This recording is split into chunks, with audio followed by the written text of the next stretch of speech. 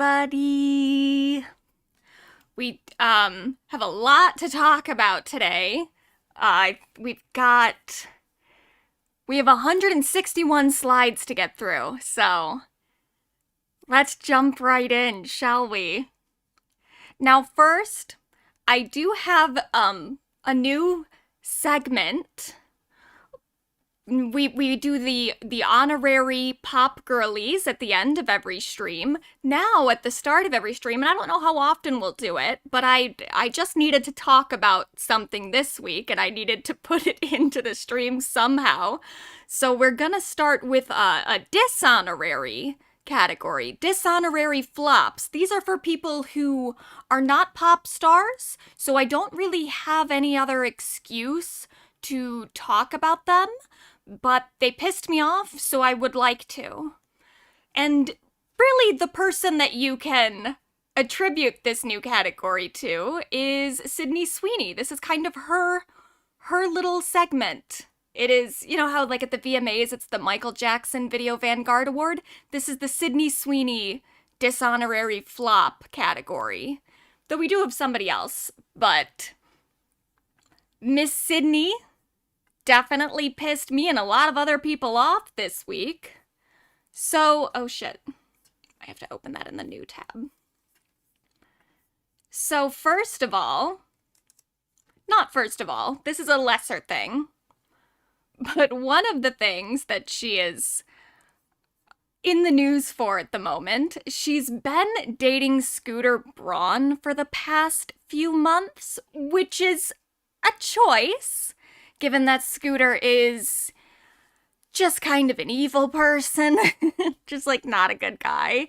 And also, even just from like a PR standpoint, I don't know why you would want to start dating Taylor Swift's number one enemy. Doesn't seem like a good idea, but I'm starting to think that Sydney Sweeney, not very smart. But so yeah, they've been dating for a minute. They then were caught making out on this rock in Central Park. Here's the thing. This is credited to Backgrid, and I don't want to add to this conspiracy theory thing about Backgrid. Backgrid is just a photo agency that gets most of its photos from freelance photographers.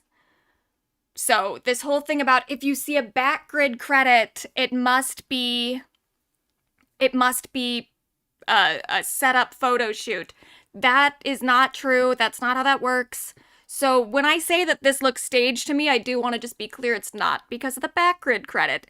It's just because what the fuck?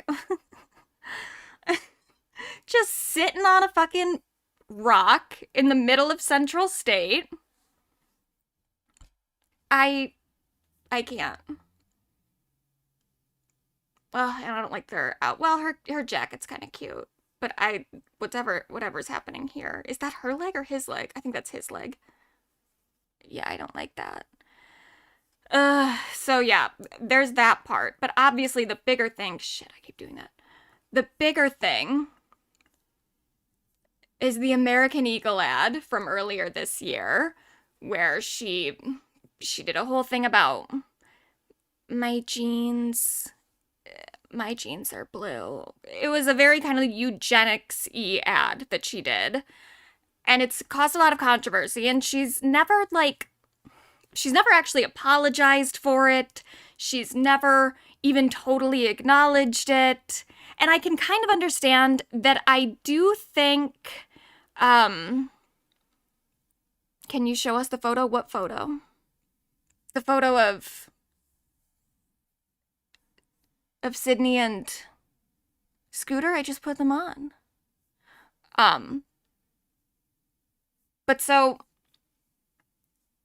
she's never really acknowledged it, and I can kind of understand from her perspective that maybe it didn't even like dawn on her. She's a very privileged white woman who doesn't have to think about her language in that kind of way.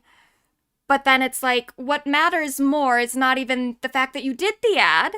It's the fact that you saw the way that people responded to the ad, and you saw the way that people interpreted the meaning and then never said anything else.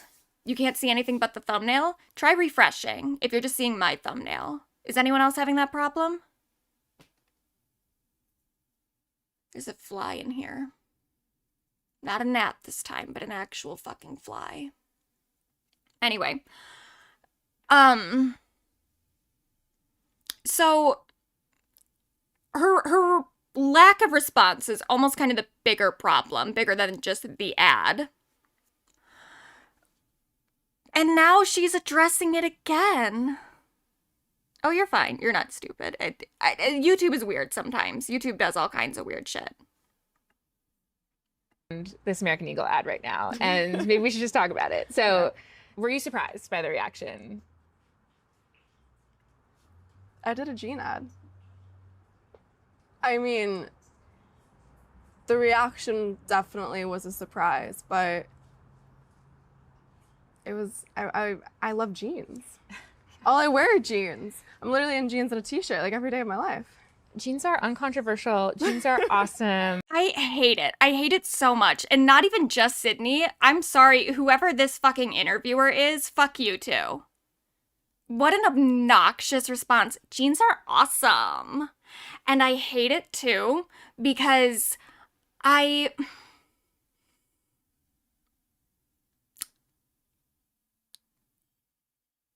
keep having this instinctive response to like mock just the way that they talk and do like the upspeak and everything, which is also kind of how I talk too a lot of the time, even kind of currently now.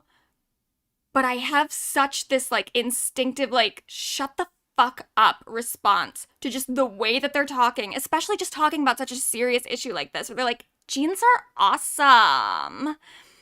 Go fuck yourself. And I feel like I'm kind of able to do it. I'm able to mock the way that they talk because, again, I also talk similarly sometimes, and I also am a white girl. So, you know, sometimes people they will take on those kinds of mannerisms as a way to just mock women, but in a way that seems a little bit more like woke or whatever because they're mocking a very like white way of talking, you know, like a Valley Girl speech, when it has nothing to do with the whiteness. It has to do with the feminine aspects of it. But here it definitely has a lot to do with the whiteness.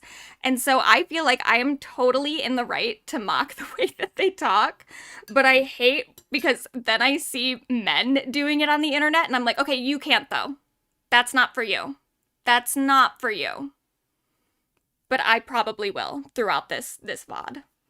Jeans are awesome. Yeah, I like your jeans. You look great in your jeans. I think I know how you're going to answer this, but I'm going to ask anyway. I mean, you look great in your jeans. I hate that she has her hair and then the jacket over the hair is like, I'm just a small little girl. Look at me. Just so casual. I put my jacket on and my hair was in the jacket and I didn't even notice it. So it's just kind of poking out like, fuck off. the president tweeted about the jeans ad, or Truth Socialed about the jeans ad. And that just seems to me like a very crazy moment for anyone. And I wondered what that was like. It was surreal. It was surreal. Mm-hmm. It was surreal. We're sort of talking around this. And it's so, even just the way that she says that, it almost feels more loving. She's like, it was surreal. No alarm in her voice, no like, it was weird. Just like, it was surreal. And that's the thing that's extra concerning too, is not just, obviously there was a negative reaction from a lot of people when they saw the ad. And I think that should have been enough for her to be like, oh, hold up, sorry, I didn't realize that that's the way that it would be interpreted. I didn't mean it that way, but I can see how other people saw it that way. Like, that should have been enough for her to backtrack a little bit. But then, especially once Donald Trump and the far right started taking up that ad and celebrating it, that should have been your real moment of like, oh no. Oh God. As a stoner, is she stoned? I think she's just stupid. I think she's just really fucking dumb. But maybe she's stoned. But then this wasn't even the worst of it. As bad as that part was. And look, is she even wearing jeans? She could be wearing jean shorts, but I love jeans. I wear them every day. Do you? Do you? This is the worst clip.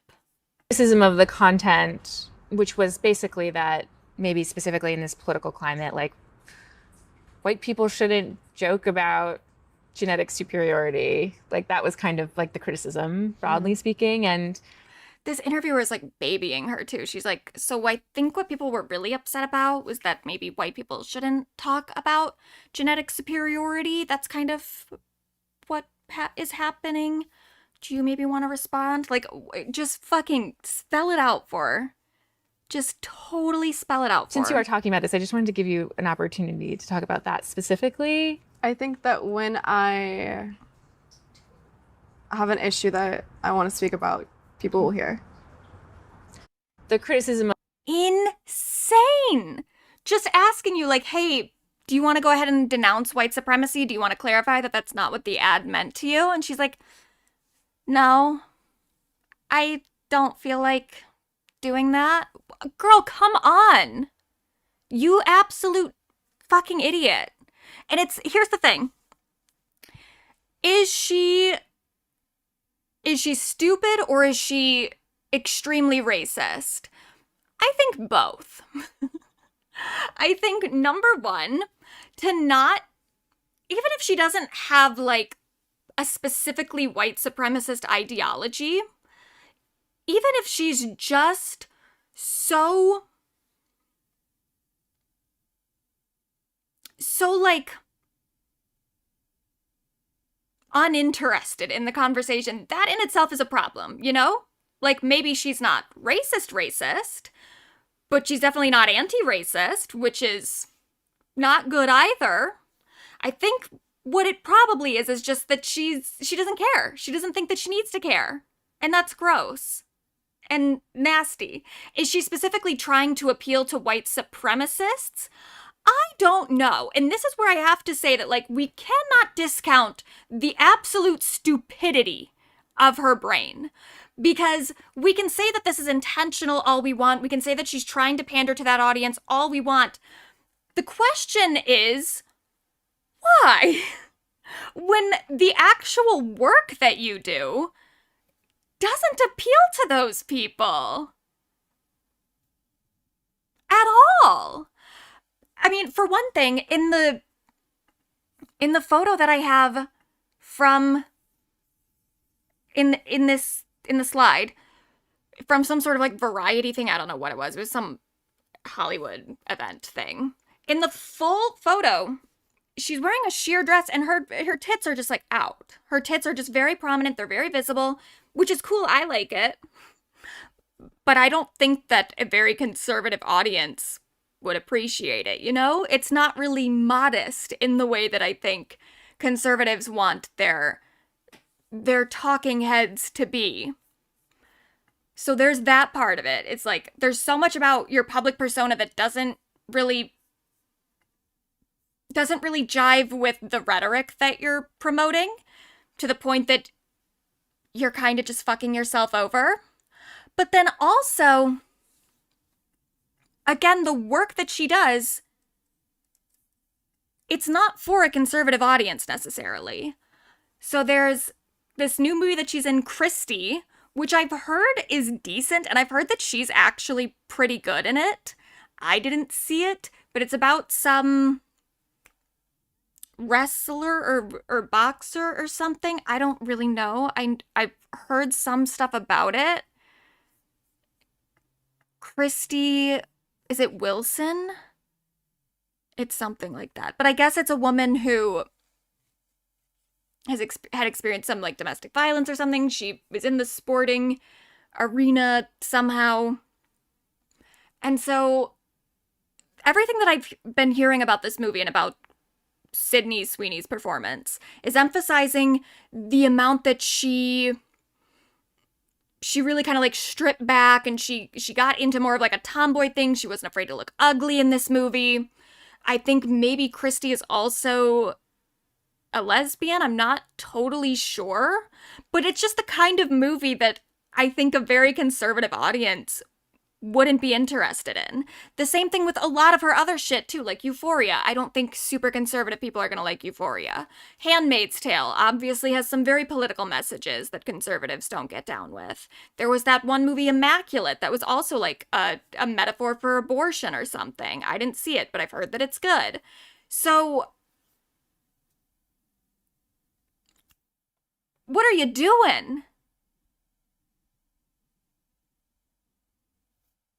Why are you leaning into this audience that doesn't really care about the stuff that you do professionally? It's just bizarre. She's stupid. She's stupid from like a socio-political stance of her opinions, but also she's dumb from a marketing stance.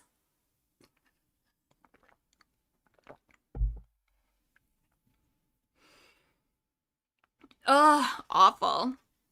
But yeah, I guess this movie is doing terribly now. It says one of the worst opening weekends of all time for a movie released in 2,000 plus theaters. I don't know how much you can attribute that to Sydney Sweeney, because I don't think she's done that much promo, which I guess you could attribute to her. Or at least when I've seen her publicly, it doesn't seem like she's doing promo for that movie, even in the GQ interview. The way that they're talking throughout the clips that I've seen, I did see one part where she was talking about the movie, but the other clips, it seems like she's just talking about other stuff. And so, lack of promo, already a problem. Obviously, we're just in a weird place for theatrical release movies anyway. Not every movie that gets released theatrically does well, because streaming has made it just so easy to watch shit at home. If you're gonna go out to a theater, it has to be like for a reason, and I don't think that this is a movie that people really needed to go out to see it. But whatever. But I certainly don't think that it helps that she's in this controversy, and the audience that this movie would probably be appealing to, they're not into her right now, because she's being very weird. And it's to the point where other actors feel comfortable commenting on it. So Amy Lou Wood, who is the actress in, is this lady? She's in that White Lotus show. I didn't watch it, but she commented on a clip of that interview with just a vomit emoji, or like a nauseous emoji. So even your own peers at this point are like, yeah, we don't fuck with this girl. Oy.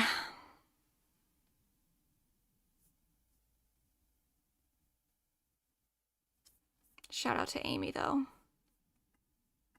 She seems fun. And then I saw this earlier today. I don't know if this is true. I literally just saw this earlier today, and pop tings can be hit or miss. They're kind of just like a gossip outlet. But I guess, and they're just reporting from what the Daily Mail said. And the Daily Mail said that Zendaya and Sydney Sweeney are in a bitter feud over differences in their political beliefs. Zendaya is reportedly refusing joint interviews and red carpet photos with Sydney Sweeney while promoting Euphoria. I don't know if that's true, but I do think that it's going to get to a point, if she doesn't get her shit together, where stuff like that probably is going to happen, where people aren't going to want to be next to her in photos anymore, because of everything that she represents.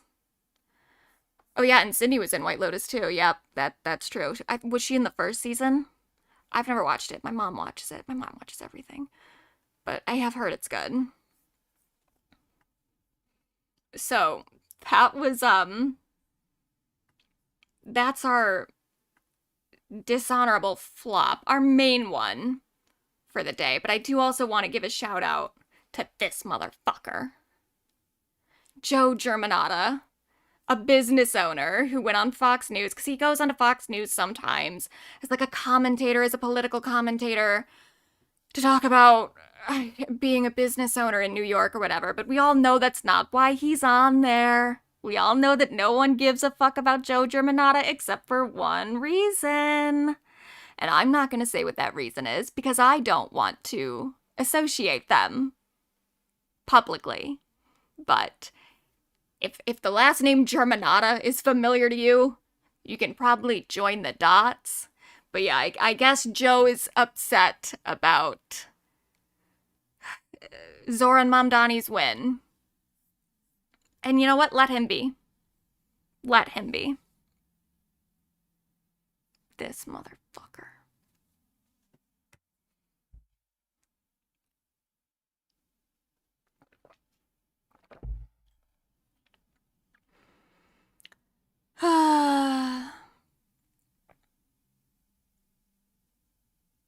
Anyway. So then we have our updates. So one of the reasons this stream is, we gotta move kind of fast, we're trying to add girls now. We've got 5 girls to add today. And then next week we'll add more, and then more and more. So we have to focus on that, but of course we do still have updates, because the girls that we have already added to our official nomination list, they are still doing things. So we gotta keep up with them. We do have to, of course, update with the Grammy nominations. Now, again, we're just doing the update, so everyone that we've already added to our nomination list, we're going to go through here. Anyone else that we haven't added yet, if they've been nominated for Grammys, we'll just mention that in their slides when we get to them. So, first of all, my girl. She's the most nominated female artist this year. Kendrick Lamar did have a few more nominations than her, but Kendrick Lamar I don't consider a pop girly. He is adjacent. I do consider him adjacent, but I don't think that he's a part of like the pop stan conversation as much. He's more of a part of, obviously like the rap conversation, and there's overlap, obviously. We're going to talk about Cardi B today, and there's certainly overlap there. But I do think Kendrick is in a bit of a different category. So, we're not going to talk about Kendrick. So as far as we're concerned, Gaga is the leading. She's got the most nominations with 7.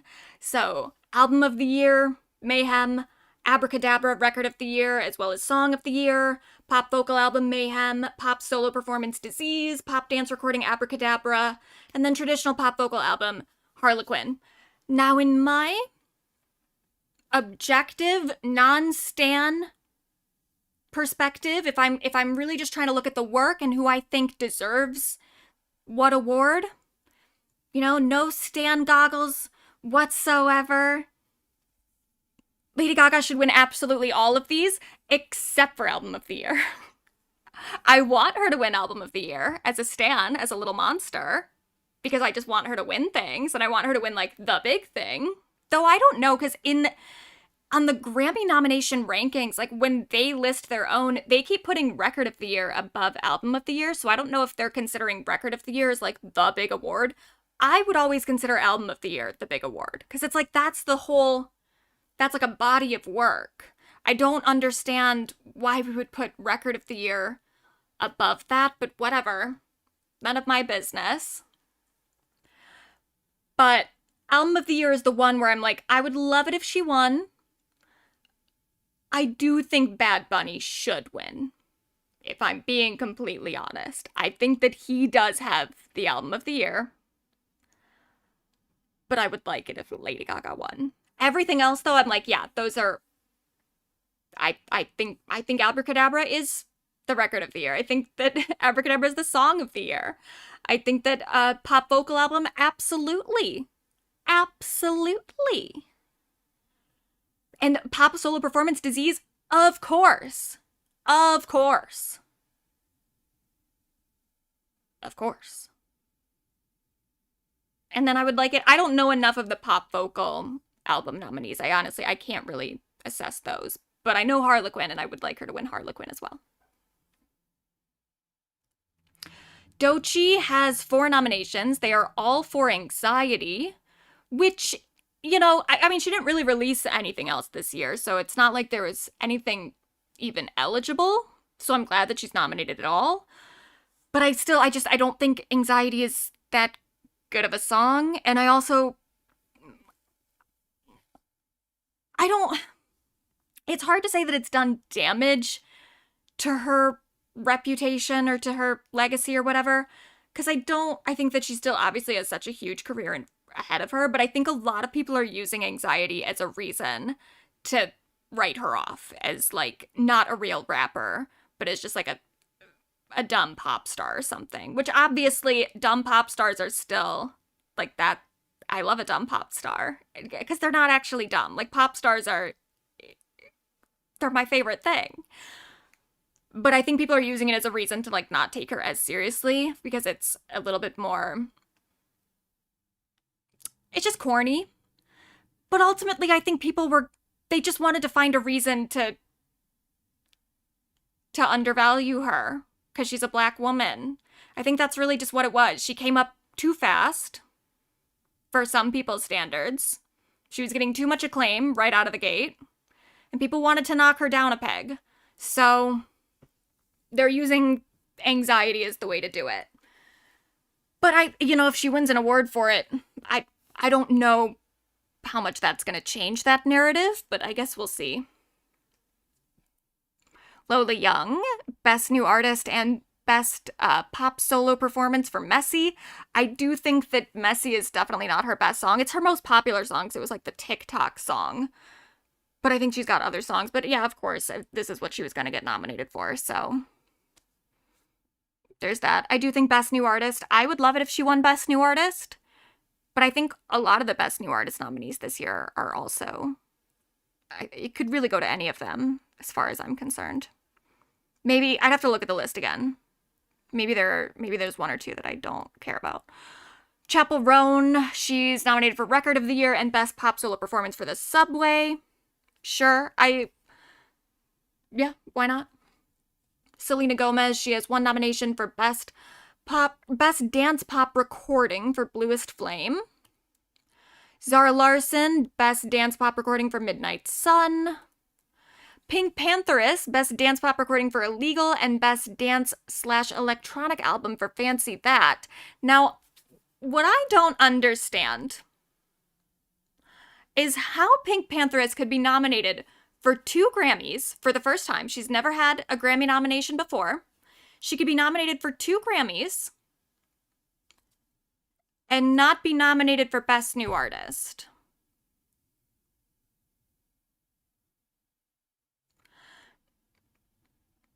Because if I had to pick, like, I don't, part of the reason that I think the Best New Artist could go to anyone, and I wouldn't really have that much of a preference, is because I think that Pink Pantheress should have been nominated and also should have won. If Pink Pantheress had been in the running, I would say that she was my pick. But she's not. For what reason? Why would she not be Best New Artist? Sabrina Carpenter got nominated last year and she had like 6 albums already. How is she Best New Artist in 2024, but Pink Pantheress can't be Best New Artist in 2025? What? I genuinely, I need it explained to me. I need people from the Academy, I need representatives from the voting Academy to tell me why Pink Pantheress is not nominated. Like, what is the reason? Because it's dance electronic, I think. Why would that matter? You could be a Best New Artist and do dance electronic music. Just doesn't feel fair at all.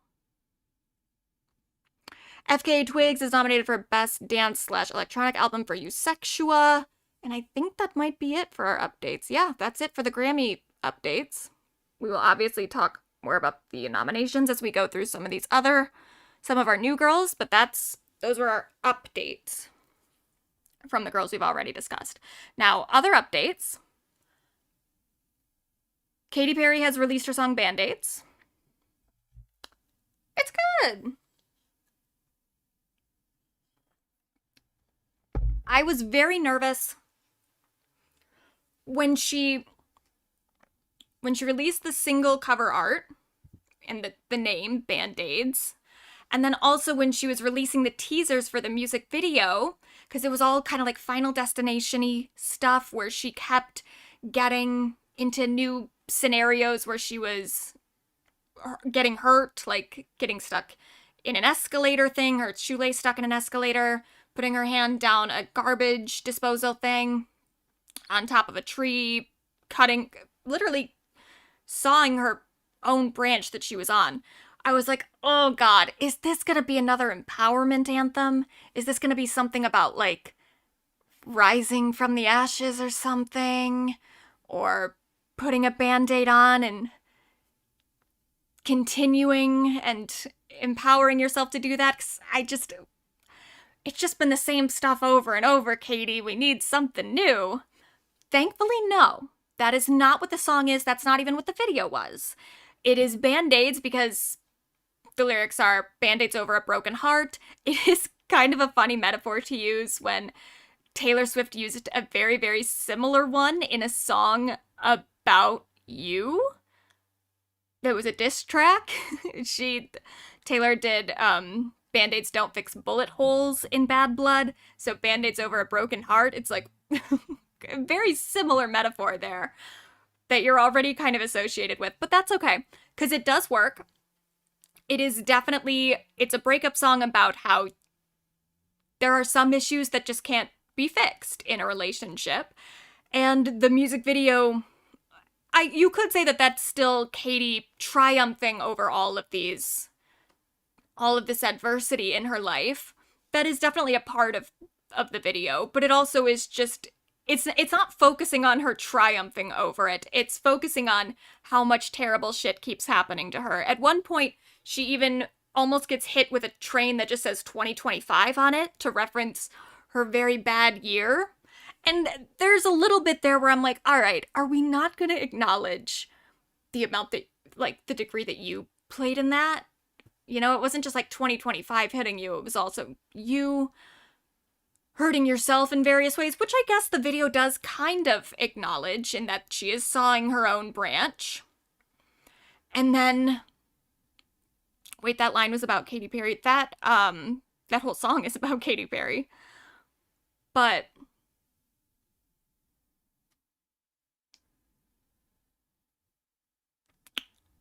yeah, there's a little bit of a lack of accountability for herself there.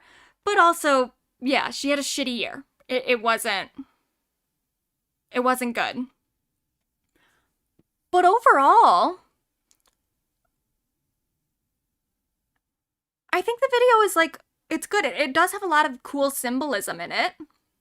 Where when she puts her hand down the garbage disposal, it's because her engagement ring fell off and she's going to pick it up. So already we're getting this idea of this problem in her relationship, this problem with Orlando Bloom. And then she keeps getting kind of fucked over and over again throughout the video. And then there's one part where with the trains, where she's on the train track and she gets her foot stuck in between the tracks. And she has to, like, get her foot out. And then as she's trying to get her foot out, she looks and she sees a daisy on the ground. And Daisy is the name of her daughter with Orlando Bloom. And this is also part of the bridge where she's saying that in the end, I wouldn't change anything about our relationship because we made something beautiful together. And that would obviously be a reference to their daughter.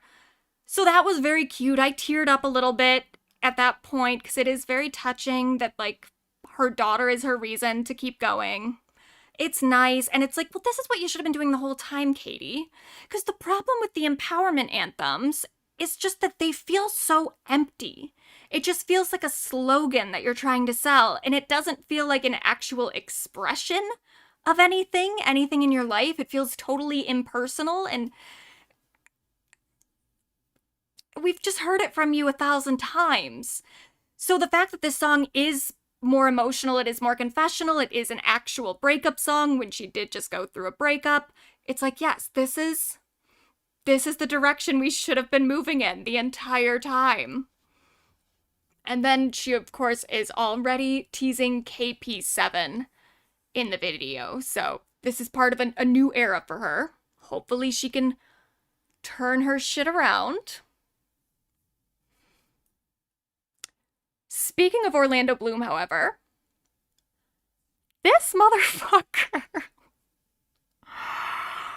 So this is him and his new girlfriend, Rachel Lynn Matthews.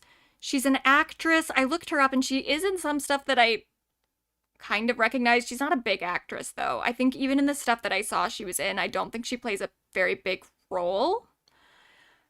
But this is them together at a Halloween party. So there's Orlando as like a skeleton, I suppose. Lazy ass costume, by the way. You couldn't even paint the rest of your face like white. You just did the dark parts. Okay. And this is Rachel. And now maybe you're wondering, what's she dressed as?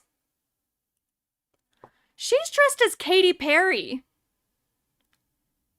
for the Space X or whatever it was. Not SpaceX. Jeff Bezos' space thing that she went up in. She's dressed as Katy Perry coming down from space when Katy kissed the ground, which I'm sorry. There are obviously parts of her little space venture that is fucked up and weird. But her kissing the ground, I was like, okay. Yeah, if you went to space, people were making fun of her because they're like, she was up there for 11 minutes. It's like, yeah, she was in space, though. She was in the air. She was in orbit. I would never go there. And if I came back to the Earth, I probably would kiss the ground because it would be scary. But whatever. Is she actually his girlfriend, though? We don't know. It's not like they're official yet, but that's him in the photo. And he's been seen with her, I think, in some other capacity. So for sure they're hanging out if she's not his official girlfriend. And I just can't even, why would you take a photo with her while she's dressed as your ex-fiance? Your fresh ex-fiance. You guys just broke up this year. That is crazy. That's insane. And it also adds some maybe legitimacy to the claims from earlier this year, which I completely poo-pooed at the time. I was like, there's no way this is real. The Daily Mail months ago had said something about how the space thing is like the thing that ended Orlando and Katie's relationship because he said that it was too cringe or something. And I was like, there's no way they broke up over her trip to space being cringe. It doesn't even make sense. He went to Jeff Bezos's wedding just a little bit later. So Jeff Bezos's wedding was good enough for him, but Katy Perry as his fiance isn't? That doesn't make sense. But maybe it was just too cringe for him. Maybe her kissing the ground was too cringe for him. Gross and weird. But then, cause this is where I'm like, oh, I have so much sympathy for Katy. And I also I had sympathy for Katy when this Wendy's thing first happened. Because if you forgot this, when Katy went up into space, Wendy's then made some tweet that was like, can she stay there? Which was totally inappropriate. Brands should not be hopping on any kind of hate train, even ones that are maybe somewhat deserved, because the space trip was ridiculous. But either way, Wendy's tweeting that was just so inappropriate, so fucked up.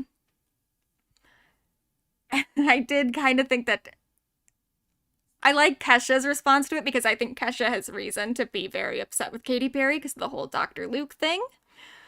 But Kesha, I'll allow it. Wendy's should not have done it. However, Wendy's is now announcing a whole bunch of closures throughout the US. And then Katie's fucking manager shared that on his story. as like a celebration. And it's like, can you not? Like, yes, Wendy shouldn't have done that, but just from a PR standpoint, don't draw anyone's attention to it. Don't remind people of that entire saga. Because that's just going to remind people of, like, especially remind people of Kesha's response as well. And how she shared a photo of her drinking a Frosty or something from Wendy's. It's like, you don't want to remind people of that and then remind them of why Kesha was doing that. Because that doesn't look very good on your client. Yeah, and exactly. There are real people losing jobs. For real.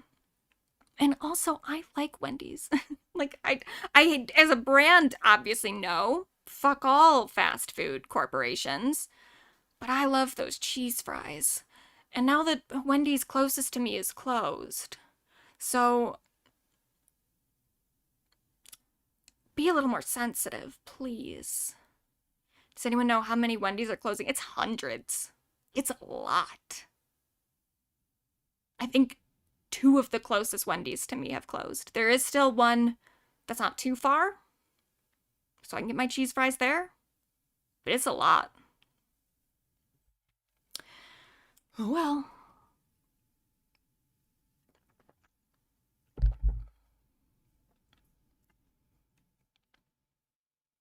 Wait, why though? I don't know. Just business. No clue. Zara Larson. This isn't really an update with her so much. It kind of is. It's just sort of an acknowledgement of how much her song Midnight Sun is taking over the cultural zeitgeist.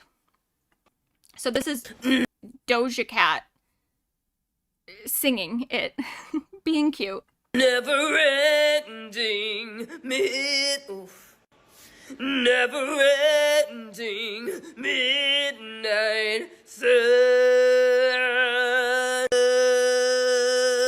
Never ending midnight sun. No.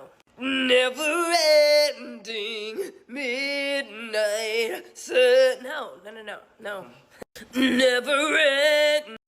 So that was cute.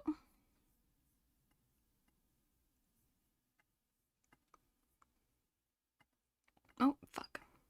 Then we have a new Charlie XCX song for the new Wuthering Heights movie. It's called House with John Cale, but it's with a C. I tried to look him up.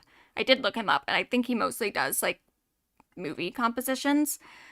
But I don't know if I'm pronouncing his last name right. I would think so. How else would you... It's just C-A-L-E. How else would you pronounce that? It must be Cale. But it's fine. She released the song and the music video earlier today. It is definitely for the movie, you know? It's not like a full song in terms of... Well, it is a full song, but it's not a song in terms of having a sing-alongable melody to it. It's just... It sounds cool, and I think it'll fit really well into the movie. I am really excited for that movie. I think it looks like a mess, but in a way that's like, I'm probably gonna like it. I'm into it. I'm into an Emerald Fennel mess from time to time. Oh, John was the viola player and bassist on the first 2 Velvet Underground albums. Yeah, I did see Velvet Underground in his credits. So yeah, cool that they're working together. And also, interesting to me that he is credited as like a featured artist. It's not just a person that worked on the song. It's like he's a feature. So that's cool.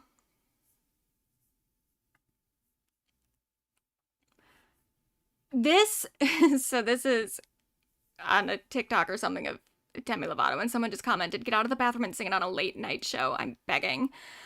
So we've talked about Katie, Demi's new album. It's not that deep. I do really like the album, especially Frequency. Frequency is one of the best songs released this year. It's so fucking good. Unfortunately, despite a lot of early momentum, It's definitely stalled out a bit. The promo has stalled. And a lot of it does seem to come down to her team just not doing much. And actually, I don't think this is something that staffers from Billboard are now discussing. They have a podcast. They have a lot of podcasts, but the podcast, The Greatest Pop Stars from Billboard, they talked about this rollout, and this is what one of the staffers said.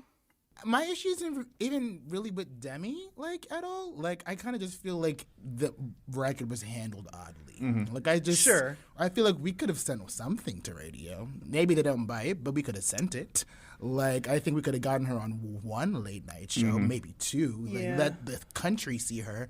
Because, like, it did feel kind of quiet. Like, the image got sold online for sure. Like, we got the whole, like, pivot to dance stuff, but now you need to sell the music, and you didn't give her an opportunity to do that because she wasn't anywhere where people could see her for, like, 3 weeks leading up to the album. I mean, in fairness, Like, I VMAs think, not happening was kind of crazy. Yeah. Like, Yeah. anybody gets a VMA slot now. Like, that was ridiculous. Like, I had Fast to was keep room literally for Ricky nominated. Martin, Like, yeah. that was kind of nuts. Like, I don't really have any gripes with Dem. I just feel like this album actually did have some potential because there was buy-in for a Demi comeback when this first started getting rolled out. Like, people were here for, let's give her brat moment. Let's give her thing. Like, the energy was there, and they just kind of, like, let it fumble. And I'm not happy about that. yeah, when Fast came out, there was like a lot of stuff online of just like, oh, and then it just sort of was. And I think if I were to guess what happened, I would guess that her team was just like, ooh, look, excitement. Okay, that's gonna build. And it's like, no, you have to, like, You need to build it. It's a fire. You gotta stoke it. You gotta keep it. I agree with you. They could have done more. I'm just still happy for her that it sounds like she's having fun. That's really where I was at with this. And she looks great. She looks great. They're right. Why did she not do any late night stuff? Why didn't she do the VMAs? She should have done the VMAs. I mean, there's still time, and there's rumors about a deluxe edition coming out, so she can maybe bump shit up a little bit there. But yeah, we need to at least, I really hope that she at least does some sort of New Year's Eve performance. Maybe. Because, it's like at this point, with the VMAs already passed, I don't know what other opportunities other than just standard late night shows, which she should have been doing earlier. Oh well, it's still a good album.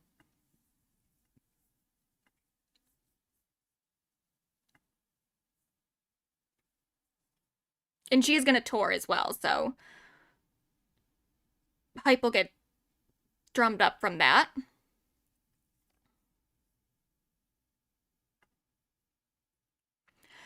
Then there also is a new Carly Rae Jepsen mini doc on YouTube. It's only like 8 minutes long, so if you want to go watch that, go watch it. It's on her YouTube channel. It's Emotion, the 10th anniversary mini doc thing. It's cute. I enjoyed it. And then also another Pink Pantheress update. So I don't know if any of you were here last year. I don't know if you would remember, but when we did the Pop Girly bracket last year and we were talking about Usher, who was part of the bracket. He's not on the list this year, but we do still love Usher. Shout out to Usher. We did mention that there had been something with Usher's son had gotten onto his Instagram account and had messaged Pink Pantheress from his dad's account. And it was just very cute and fun. And then they took a picture together. It was nice. Now, Pink Pantheress has been shouting out, or not shouting out, she's been putting people like on her screen, some sort of celebrity or something in her, while she's on tour. She puts them up on the screen. She did Zoran Mamdani, which we saw last week. This week she did Usher. He was at one of her shows, and his little thing said, "My son dragged me here." That's cute. And then his son did go up on stage with Pink Pantheress, and it was really adorable. So we just love that. We love a little full circle moment. And we also do love Usher. We do still love you, Usher. even if you're not nominated this year.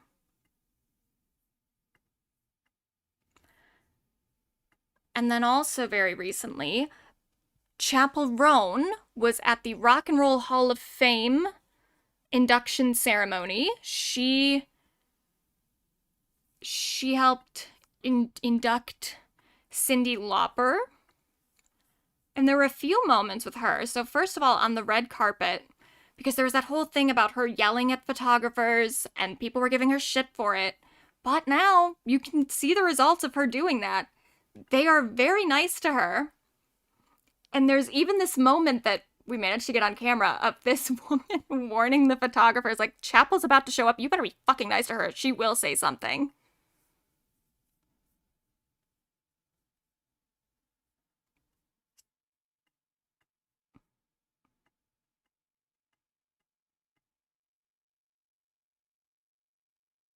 Where did my thing go? Oh, wait. That's why. Because I have that one muted. Okay. I'll play it again. Okay, Chappell's coming. No one can yell at her or she will be nice and quiet. Everyone be quiet, be nice. Don't get violent. Okay, Chappell's coming. No one can yell at her or Yeah, Chappell's coming. No one can yell at her. Or she will, and then something else. But if you look at the videos of the photographers taking photos of her, they are being very nice and respectful. And you know what? This is why, I mean, the artists shouldn't have to do this themselves, but there should be security or something around just to yell at photographers for being mean in general. Because it always has been a problem. It's just that Chappell's now the only one that doesn't have to deal with it because she's the only one that said anything about it. But there should just be some sort of security person there anyway to be like, hey, don't stop it. You're getting a little out of line. It sucks that she even had to be the one to be in that position, but good for her. Then she also flubbed a little bit during her speech. She maybe had a little bit of trouble reading the teleprompter, but it is just kind of adorable in a way. And she does accidentally say the F word. Which it seems like at the Rock and Roll Hall of Fame, you should be able to say the F word anyway, but this was streamed on Disney Plus, so I guess they want it to be family friendly. But how is censoring yourself rock and roll? It's not. Oh. Oh.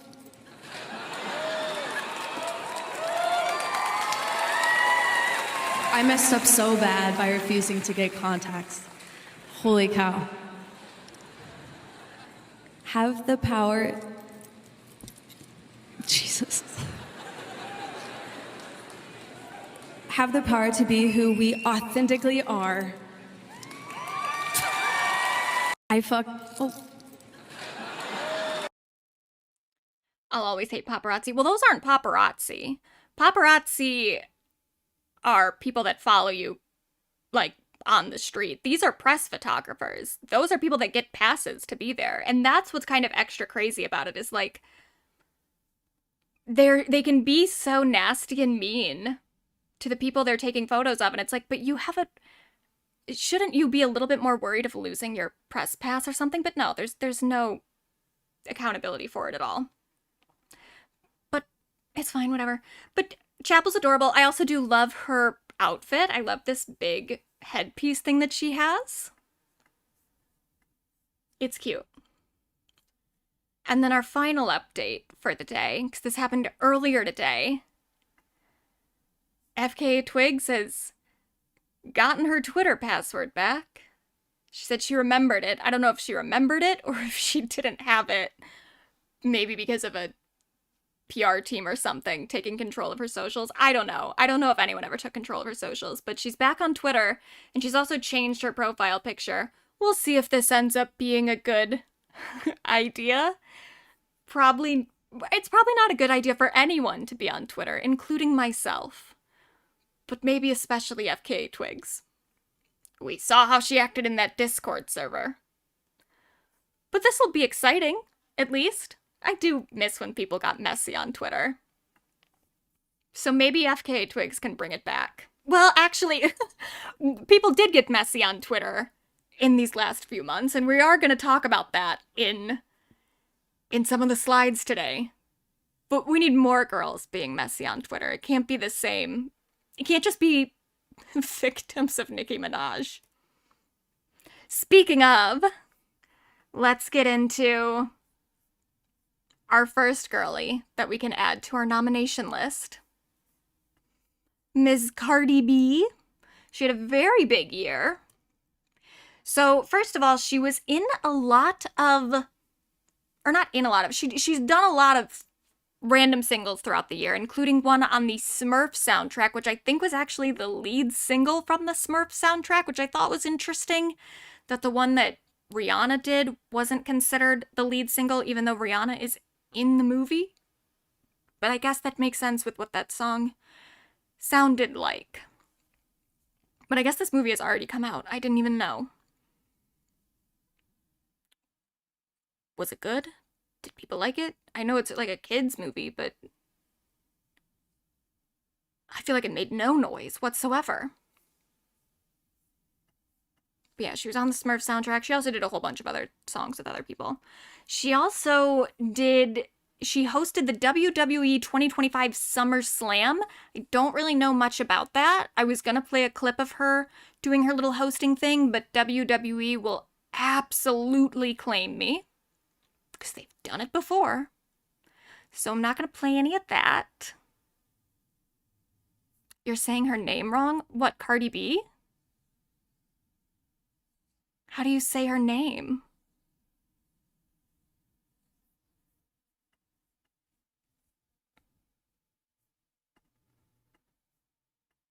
She looks cute, though. And then her album came out this year. Her first album in 7 years. Am I the Drama? Great question to ask, considering... Oh, Rihanna. Oh, I've heard... So, I used to say it as, like, Rihanna, and then everyone else was saying Rihanna, and then I guess she is saying that it's Rihanna. But at this point, it's like, well, too little, too late. You should have corrected people a little bit earlier, because I was saying it right the first time, and then everyone else was correcting me. But now apparently it is Rihanna?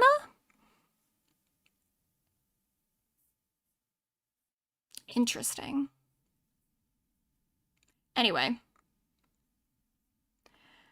The album debuted at number 1. It got a 74 out of 100 on Metacritic, and she's now the only female rapper to debut her first 2 albums at number 1.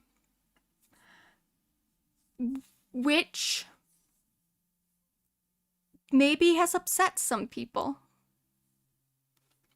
It is a good album, though. I haven't listened to the entire thing yet because it's like 23 tracks. It's a lot, because it's her first album in 7 years, so it has everything from the last 7 years. Not everything, but all the main stuff she's been working on for the last 7 years. So Up is on it, WAP is on it, her big hits that she hasn't put on an album yet is on this album. I was a little bit nervous with the singles that she was putting out earlier this year for the album. I didn't love them. But from what I've heard from the actual album so far, I do think it's good. And I'm very thankful that specifically the one single that I'm thinking of, and I don't even remember what song it was, but I remember just being like, oh no. I'm glad that was not representative of the rest of the album. Now her promo efforts have been very, very cute. So this was her on the subway. She did a lot of this stuff while I was in New York, and I really kept hoping that I would see her somewhere, but I didn't. I mean, she was always like a little bit ahead of me or a little bit behind me. Like I would go back to the hotel and I would see that she was somewhere that I had just been, and who's to say maybe they banked that? Maybe she wasn't there that day. Maybe it was from days ago. I don't know. I would think with the amount of people that have cell phones, it would have come out before. So I think she was there like roughly around the same time. But I would like get back to the hotel and it would be like, I would see a video of Cardi on the street and I was like, I was like just fucking there. What the fuck? But it's okay. But she was really cute. So this is her on the subway. Good evening, everybody. Good evening, everybody. I'm out here trying to sell these CDs. I'm trying to change my life around. I used to be a professional ballerina, but trying to make a better example for my kids, if you could please buy my new album, Am I the Drama? $9.99. You get these vinyls for about $20, $30. You know what I'm saying? Please support about three. Thank you very much. Thank you very much. You know what I'm saying? Thank you very much. I really appreciate it. Please support Mother of Trees September 19th. Am I the Drama? Oh my God, oh my God, oh my God, oh my God, oh my God, oh my God, oh my God, oh my God, oh my God. I can't. Get me out of here. And then she also was outside just holding a baby. This was, I think, outside of a bodega. Look at her. She's the people's princess.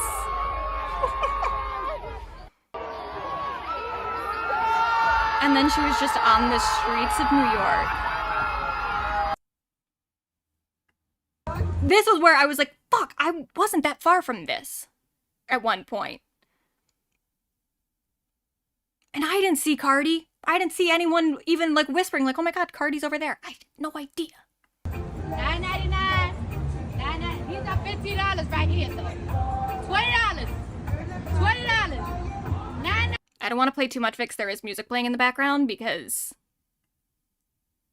So I'm gonna get claimed, but she's cute. We got the vinyls, we got the CDs, we got the court edition. We'll come back to the court edition in a second. And then she also recorded some PSAs for the subway. I don't know... Recording some They certainly... This was not... Because this was at the end of the month, so this was not a thing when I was there. Has anyone heard them in the subway? Where do these play?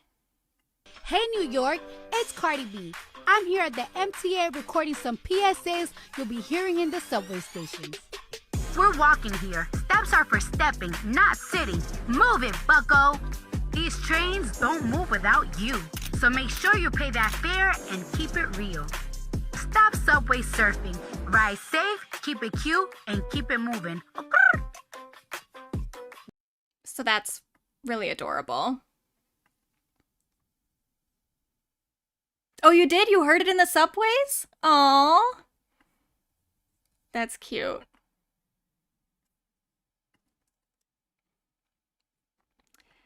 She's got a new boyfriend.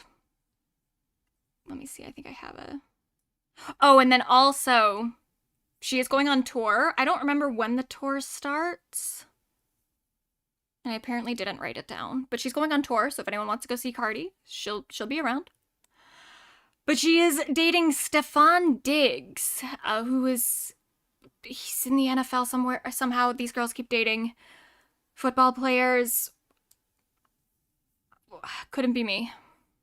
Well, no, yeah, couldn't be me. But good for them. This was a clip from, I think, last night or earlier today. What's today? Today's the 10th. So yeah, TMZ posted this at 9:22. But this must have been last night. This is her celebrating her boyfriend doing something in the game. I don't know, he got a touchdown or he hit the end zone for a pivotal touchdown. Okay. I kind of know what that means. I know what a touchdown is.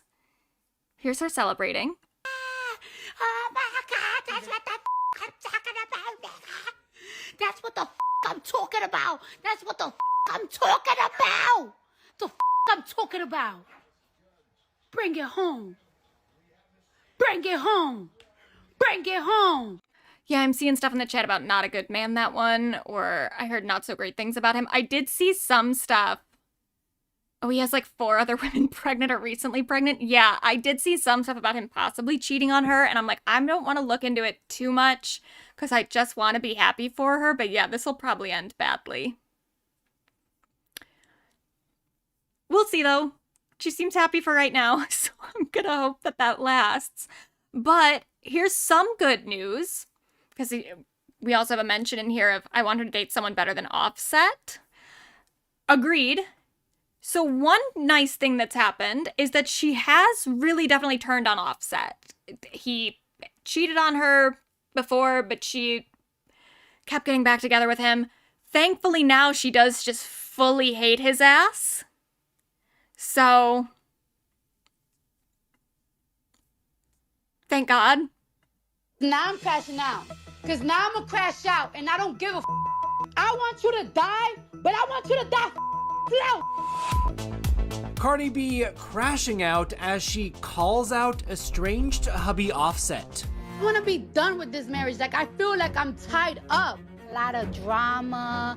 It all played out Friday on X Spaces. Cardi going live to rant about her ex after he filed for spousal support, alleging he's a deadbeat father, and getting so heated, she let a secret slip. He stood up my kids 3 times. He have seen Blossom only like 5 times. 8-month-old Blossom is the youngest of Cardi. So yeah, I'm at least just happy to hear her talking shit about Offset. She seems fully done with him. Let's hope that stays. 'Cause, oh God, every time she got back together with him, I was very sad.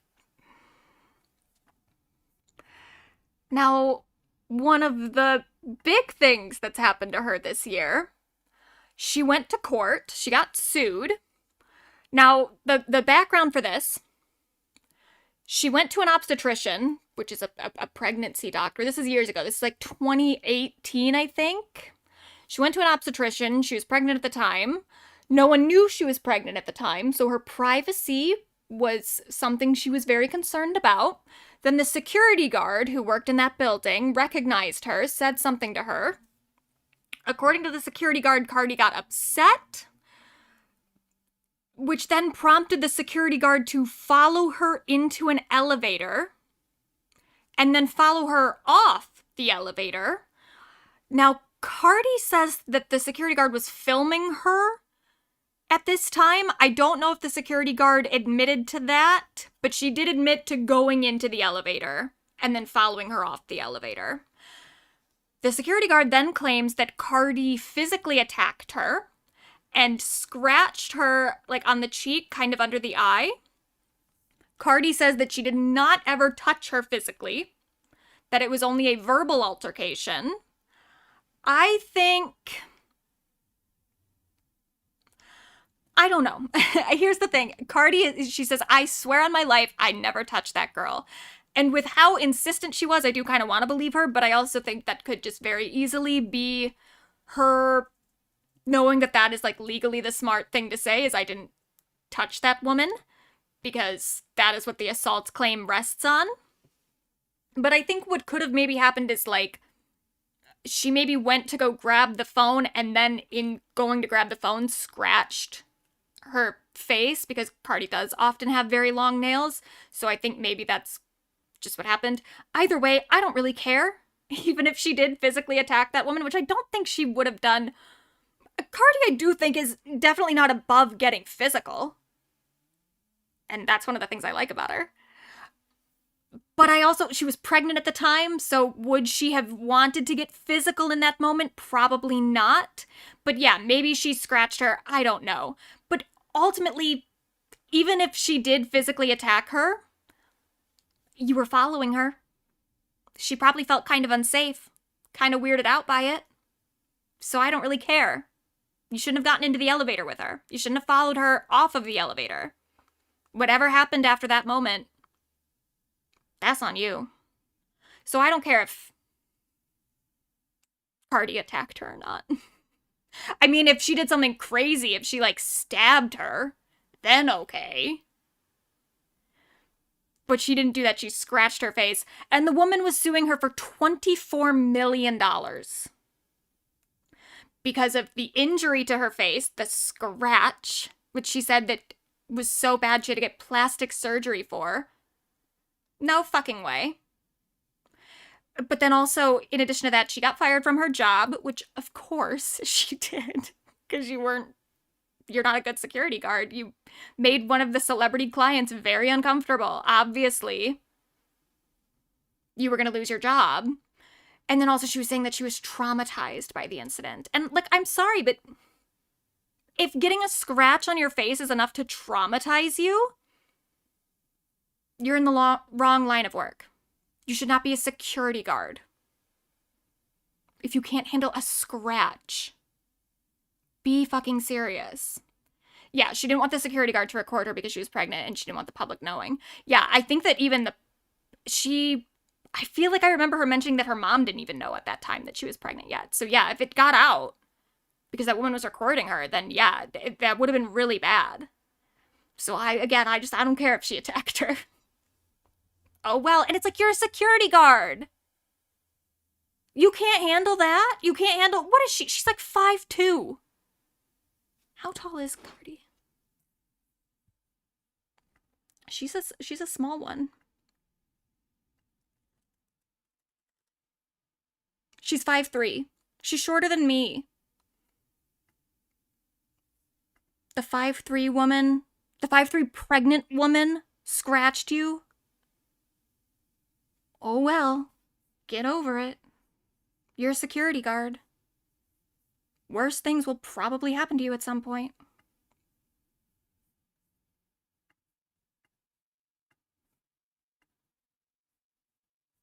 So we do have some clips.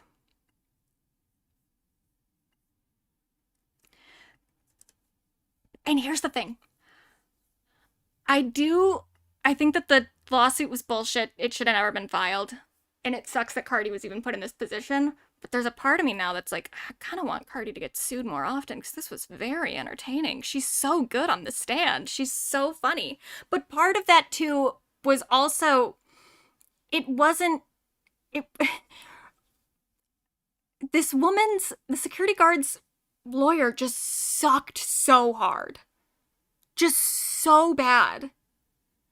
You know, and I want to have some level of sympathy, especially after like the Amber Heard Johnny Depp thing. You know, we saw how money plays a part in the level of representation that you can get there, where Amber Heard did not have a lot of money and she got legal representation that was trying their darndest. Elaine was trying her darndest, but she couldn't go up against this international firm that multimillionaire Johnny Depp was able to hire. So I want to take that into consideration and be like, you know, it's maybe not this woman's fault that her lawyer sucked so hard, but this guy did just suck so hard. And ultimately, it's like, well, you filed the lawsuit anyway. You know, Amber Heard got sued. You sued. So if you were gonna bring this battle on, probably should have been able to get better attorneys. But Cardi was so fun. So she's overweight, right? In your opinion. Objection, no. She's a little... You don't need to answer me. Okay. This was a big thing, too. So he's asking her if she called the security guard fat at any point, and if then he's asking her if she thinks that the security guard is overweight. And it's like, what does that even have anything to do with it? Even if she called her fat, she admitted that there was a verbal altercation and she was upset in the moment. So yeah, calling someone fat isn't nice. But it's not illegal. Who cares? So she's overweight, right? In your opinion. Objection, no. She's a little... You don't need to answer me. Okay. Did you make fun of her that she was overweight when you were there in the hallway? I don't think so. Did you call her fat? No, I was calling her a bitch. Bitch? Yes. Do you think that's respectful to call a security guard a bitch? It's like, do you think that's respectful? Who cares? Being disrespectful isn't illegal. And also, again, she was following her. So she called her a bitch. Oh, fucking well. She does look very pretty. She looks gorgeous. So the first day, I guess she didn't know that this was going to be filmed. So the first day, she looked a little bit more, you could say, like, frumpy. Just, she wasn't all, like, made up and stuff. And she had a more, like, low-key wig on. But then once she realized she was going to be filmed, she does start showing up in these incredible outfits with hair and makeup done. I just can't even believe, how did she not know that it was going to be filmed? Wouldn't her lawyers have told her that? Whatever. Objection. You said she's bigger than you? Is that correct? Absolutely. How do you know that? I mean, look. I'm looking. I don't agree with that. that's also a crazy thing too. He's asking her, do you think she's bigger than you? And Cardi says, absolutely. And he says, based on what? And she's like, well, look. And he says, I don't agree with that. What do you mean? I've seen photos of the woman and I know what Cardi B looks like. I know how big Cardi B is. Yeah, she's bigger than her. That's not like a rude thing to say. That's not a disrespectful thing to say. Like, sometimes people are just bigger than other people, and that's okay. And it's an okay thing for her to actually recognize, especially because, again, if we're talking about a physical altercation, then it absolutely is relevant to Cardi in that instance that the woman is bigger than her, because that is going to make her a bit more like physically intimidating. It's relevant to her feelings in that incident. Like, especially, again, she's pregnant at the time. She is a pregnant woman who wants to attack a woman who's bigger than her. Probably not. There's some other clips with this fucking weird lawyer. Why were you concerned? Because I'm pregnant and this girl's about to fucking beat my ass. Hello? Hello. Hello, I'm here. I said, bitch, get the fuck out my face. Why are you in my face? Why are you recording me? Ain't you supposed to be security? Tell it to her now. Go ahead. Huh? Say it again. Say it. Objection, Your Honor. You want me to say it to her I want face? you to tell it to her face what you said on that day so she can hear it for herself. The objection is sustained. Which is, okay. And he's like, say it to her face right now. What? That is such weird, inappropriate behavior from a lawyer, period. But also, that completely undermines that woman's case. If you're making these claims about what Cardi said to her in the moment, and then during the court trial, when Cardi says what she said, he's like, say it to her face so that she can hear what you said. So you're admitting that the woman never heard what she said. Why would you do that? Why would you undermine your own client's case by being like, say it again to her face so that she can know exactly what you said? I thought she already knew. I thought she was recounting something that you're claiming is factual. But now you're kind of making it seem like she actually didn't hear what Cardi said in the first place. So what is this case based around? What are your claims? What is the relevance of them? And, Your Honor, can we have civility in the courthouse? Why don't we just take the temperature down a little bit? If you have actual questions to ask her, please do so. Yeah, and then even the judge is like, if you have actual questions to ask her, then do so.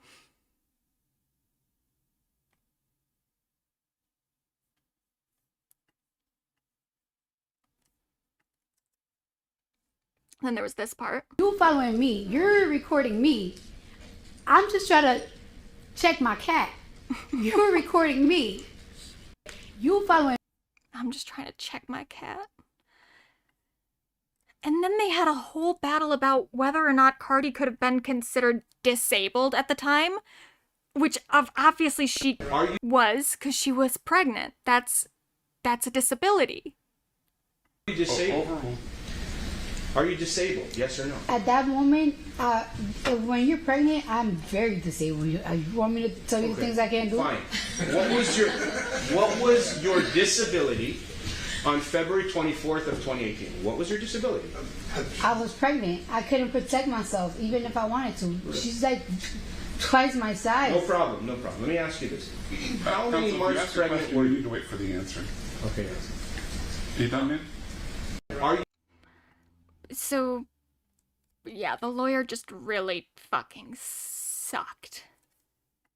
But we got a lot of good moments out of it. So there were a lot of good face reactions that will be used for years to come. That one's great. That one's so, like, this. So good. She's so funny. Oh, she looks so good, too.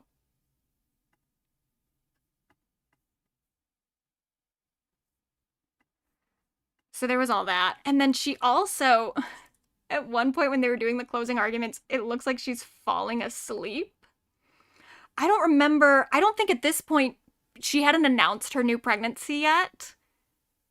But I don't know if people had suspicions, maybe. But it makes sense, you know. Pregnant lady in a courtroom, Kind of boring. Nodding off a little bit. And then outside the courtroom, someone asks her something about Stefan Diggs and maybe... Oh, fuck. I'm getting used to using Mozilla Firefox, but I don't... Can I get rid of this little thing? Why does it pop up on every video? But someone asks her about Stefan and some allegation or something against him, and then she just throws her pen at them. Yes, Cardi. What's the verdict? Hey, Cardi, you're beautiful. Thank you. Cardi, insiders are claiming that Offset is publicly bragging about getting you pregnant for the 4th time. Do you foresee any paternity issues with Stefan Diggs? So it's something about Offset there being some issue with a paternity test. But I don't know if that's even legitimate. But yeah, disrespectful question. And then she throws a pen at them. Insiders are claiming that Offset is publicly bragging about getting you pregnant for the 4th time. Do you foresee any paternity issues with Stefan Diggs? Stop disrespecting me. Don't disrespect me. I got another marker. It's like, girl, you were just in there for an assault allegation. Don't throw things at people. But I love her. Oh, she's so fun. Cardi, your courtroom is amazing. You're amazing, Cardi. I still love you, even though you just threw some stuff at me. I don't care. You're disrespectful. Don't do that. Do you see women asking those type of questions to me?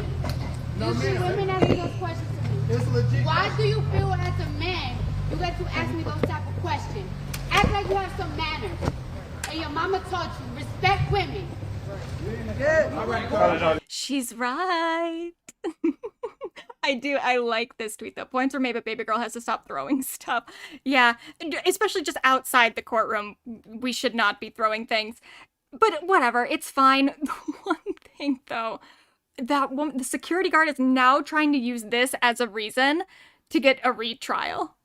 Because she's saying that clearly Cardi is violent. And she was violent outside the courtroom, so that's grounds for a retrial. I was like, I don't think that's how that works. But okay, go ahead and try. I don't know what you want to continue paying your lawyers? You lost the case. She lost, by the way. Cardi won. But like, you lost the case and now you want to just go again? How much money does this woman have? So this was Cardi outside the court talking about her win. This time around, I'm going to be nice. The next person to try to do a frivolous lawsuit against me, I'm going to countersue. And I'm going to make you pay. Because this is not okay. I think people have like this misinterpretations of celebrities. Like, it's like, oh, well, we could ask for this and they're going to settle. You don't work at home and you don't work all day and you don't work for your money to give out your money. Mm-hmm. So don't ever think that I'm just going to give you my money that I work hard for. I don't lay in bed all day. I work all day and I work hard for my money, for my kids and for people I take care of. So don't you ever think that you're going to sue me and I'm just going to settle and just give me my money. It's not going to happen. This time around. So good for her. And then she is already capitalizing on it, or she did. So right after the court case and everything, she then put out limited edition court editions of her album. Due to her popular demands, I got the Am I the Drama CD's court edition, okay? So I got this one right here. I got this one.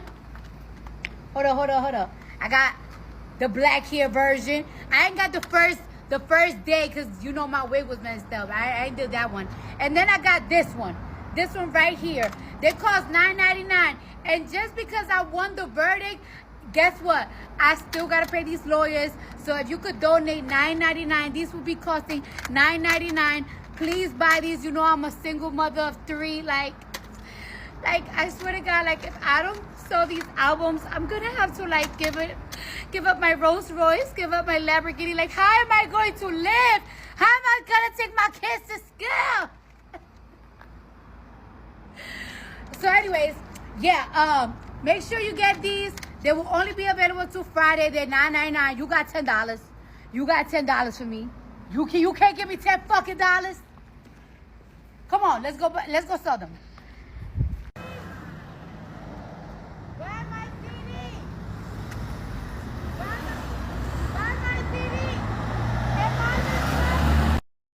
People's Princess.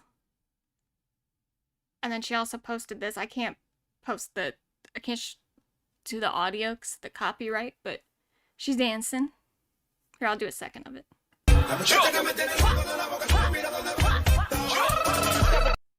She's so fun. Look at her go.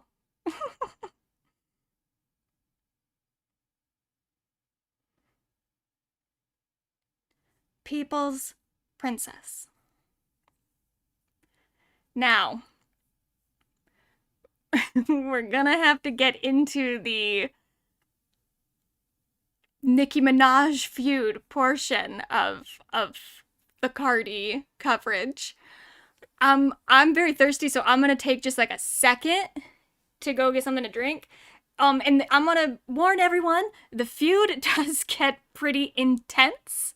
So while I'm stepping away to get a new beverage, I am gonna play the cute little critter video that I made back when we were doing the Hassan Depthy Herd thing. I made a video that's just all cute little animal videos so that we can get all centered and nice. So I'm gonna play that for a second while I go get a beverage, and I will be right back.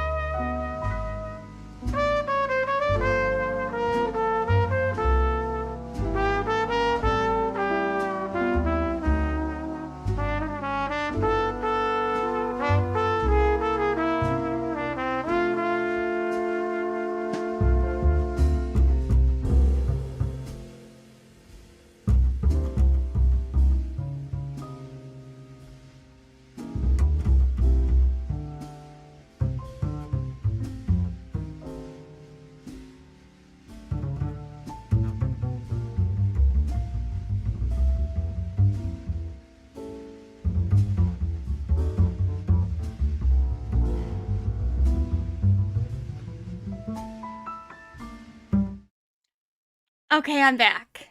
I've also changed. John had ordered some Sauron for New York City merch, and I guess it just came today. So when I went downstairs to get my beverage, I got a new outfit. Yeah, vote for Zoran. As if we need to continue promoting that. He's already the mayor-elect. Anyway. Yeah, and we do still have the Zoran emojis in the chat. If you're a member, you can put up little Zorans or little anti-Cuomo stickers too. Back to this bitch that had a lot to say about Cardi on Twitter. So I am going to... I wanted, because I knew that something had happened between the two of them, and it happened over the course of a few days, but I wasn't totally paying attention to all of it at the time, because I think I was working on finishing part 1 of the Ed Gein video so that I could get that up before, because this happened at the beginning of September, I think. Or no, the end of September, beginning of October. So I was in Ed Gein mode, trying to get that shit done before the Ryan Murphy show. So I did kind of miss out on what the fuck was happening with the two of them in the moment. But so I decided to go back, and I tried to put all the major tweets and everything in order, which was very hard to do, because it was hard to find all of them, especially because most of Cardi's were easy because they're all just still up. Cardi didn't really delete anything. She deleted a few that she probably definitely should have deleted, but most of hers are up. Nicki deleted all of them though. So that was kind of hard to get through all of it and put it all in order and find how everything progressed. But I think I've got a good amount here. There are going to be some tweets that slip through the cracks. That's okay. And I'm not going to read every tweet out, but I am going to read a few of them out and also mention the contents of them. So just as a warning, this is going to get rough. This is going to get gross and weird. So this VOD will almost certainly be demonetized. And if you are someone with a lot of sensitivities, maybe this isn't the stream for you. Because it gets pretty weird. But as an acknowledgement, because I'm not going to go through all this history, because it's just way too much. But as an acknowledgement, the Cardi B, Nicki Minaj feud is a large one. It has its own Wikipedia page. It has a whole history going back to, I guess, 2017. And I'm not going to go through all that, but let's just all be aware of the fact that this is not the first time that they've gotten into it together. Though something that I do think is really interesting, that I didn't really realize until I was putting the slides together, I didn't realize, I guess I just never had thought of it. They've never actually made a diss track about each other. Maybe they've made a few swipes in some isolated lines in some songs, but they've never done actual diss tracks for each other. So this whole thing, this is all extracurricular. They're not making any money directly off of this back and forth. Which is kind of extra iconic in a way. That it's not even really helping either of them professionally, but they keep doing it. Mostly Nicki, as we'll see. So, I thought Cardi did in her new album. No! I don't even think Cardi mentioned her in the album. Not any of the tracks that I heard, or at least I didn't hear anything that I was like, oh, that's a Nicki mention. She takes some swipes at some other girls, but not Nicki, that I know of. So here's where it starts. After Cardi becomes the first female rapper to have 2 #1 hits, and she starts getting a lot of attention for how well her album is doing and how good the debut was, Nicki starts retweeting stuff about her own records. So this one says, Pink Friday 2 remains the biggest first week for a female rapper this decade and the largest vinyl sales. So in a way, it's okay, is Nicki she's talking about her own album? That's a weird timing, for sure, given that Cardi's album just came out. But okay, so far this is a very indirect swipe. Then, Nicki tweets $4.99. Now, these screenshots are not from me, by the way, so if you see any likes on them, I didn't do that. That was not me. These are just screenshots that I found.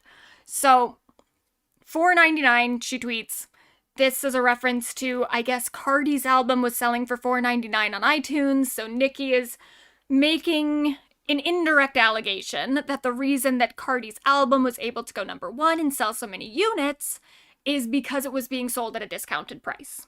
This always happens whenever any girl goes #1.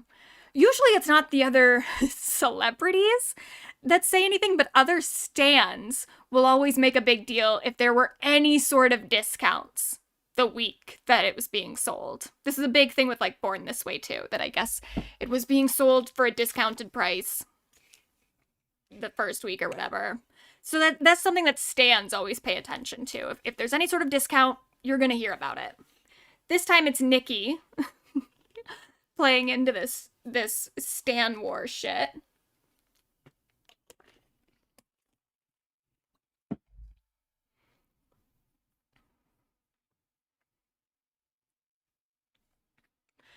Then she starts tweeting and calling Cardi Barney.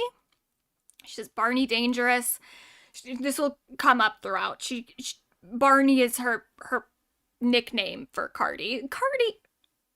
Nicki is somewhat like Trump in that way, where she has nicknames for everybody. Mean nicknames. Just like classic bully behavior. It is kind of wild how comfortable these people are just publicly acting like blatant bullies. But I guess that's what people like about them. Cardi then hits back with Cocaine Barbie. Nicki then starts tweeting a whole bunch of different iterations of these lyrics from Cardi's song Magnet. So she says A, B, C, D, E, F, G, and then I think the lyric is these bitches can't fuck with me. Something like that. That's the actual Cardi B line. Isn't Nicki MAGA now? I think so. I think she did say something in his favor. I don't remember. But she's also like anti-vax and stuff too, so yeah, her and Azealia Banks do the same thing. At least Azealia Banks, hers are kind of funny. Like, and Azealia Banks actually she can read people pretty well. Nicki's always just seem pathetic. They're not even really entertaining. But, oh well, I'm not trying to defend Azealia Banks, because she sucks. And she was in Israel recently, but I think maybe has turned on Israelis. I can't keep up with her. But yeah, so Nicki and Azealia and Trump and Kanye too, all is, well, Kanye doesn't so much do the nickname stuff. But it's a similar kind of vibe. So Nicki starts tweeting these parody lyrics of Magnet, where she says, A, B, C, D, E, F, G, surgery to look like me, tell the rat and tell Jay-Z, Rico, fraud, and perjury. So she keeps doing it over and over again. Cardi then tweets an image of Nicki's brother, who was arrested and is currently in prison for raping an 11-year-old, who I think might have also been his stepdaughter.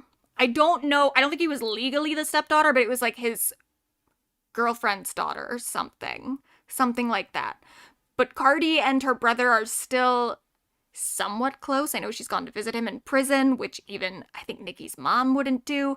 So Cardi's taking a swipe at Nicki just via the association of her disgusting brother.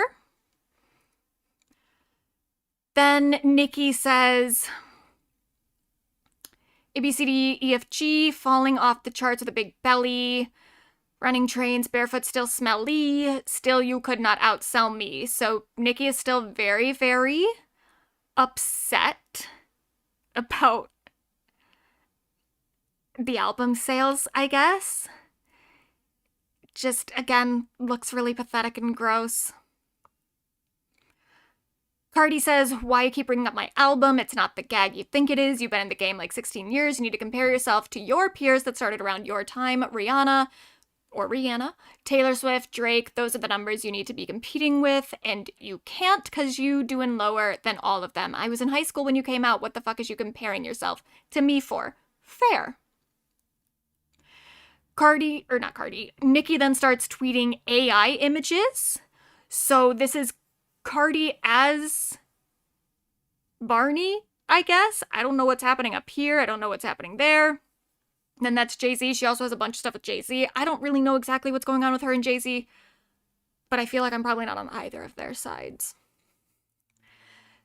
Then she says, raw dogging pregnant with the fourth baby. Barney B, BV, HPV, allegedly. So then Cardi says, all right, now this is the third tweet talking about my pregnancy. Like he wasn't going to different fertility doctors because you couldn't reproduce from all them perks scrambling your eggs. Not allegedly. So now we have some allegations about drug use, maybe affecting fertility on Nicki's end.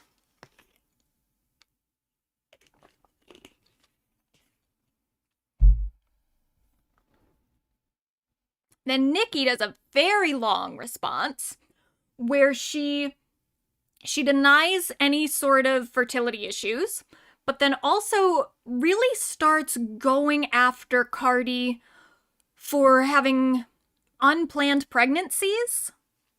So she says, I was pregnant for my first love, got married, and the next year pregnant for my soulmate on purpose. You see, Barney, we planned it.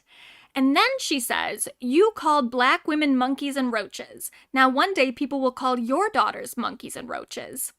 When Nicki says people, she seems to mean herself, given some later developments.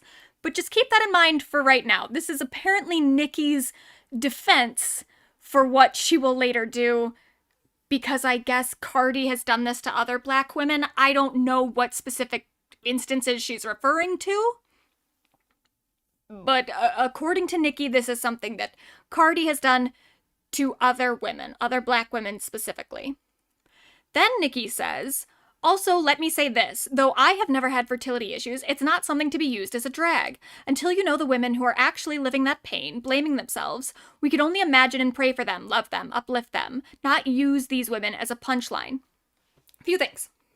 Number one, I don't know that you can really stand on the moral high ground there for Cardi being insensitive to women who suffer fertility issues when the last thing you tweeted was all stuff about how Cardi is gross and dumb because she has an unplanned pregnancy. Like, okay, maybe Cardi was being a little insensitive, but even then I would say that Cardi was just she was just saying that, like, this is why you're so upset. And it's like because of the drugs that you're doing. Like, yeah, sure, it is insensitive, but I can see why Cardi would say that in the moment. But sure, okay, yeah, it's insensitive. Is this not insensitive?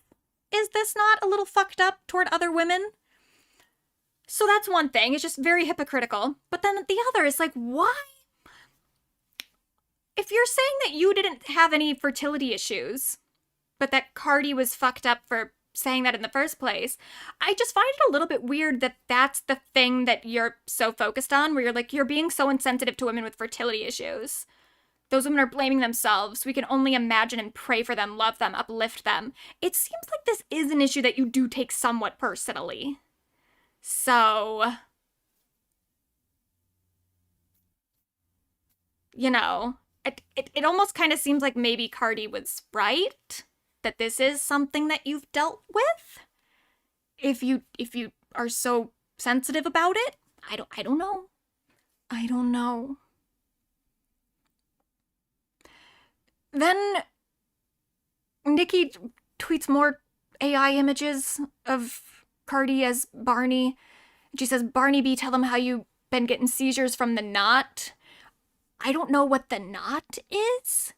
Is that I'm assuming like a sexually transmitted disease, possibly? I'm not sure. Then Cardi says, girl, it's your own son's birthday. Why are you on Twitter dedicating essays to me? For the love of God, go to Chuck E. Cheese. Very funny. Then Cardi says, when have I ever had a seizure? You the one that went on that award show saying you ain't want to call 911 after you was shaken from that drug overdose. So again, I don't know. She says, talking about a knot. Miss, I'm standing right here. I don't know what a knot is. But now we're getting different medical allegations between the two of them about infertility and about seizures. Oh, the knot on her head from the fight. Okay. That makes sense. That does make sense. Got it. And then Cardi says, like, damn, how you pressed over an album you ain't got hit in or mentioned in.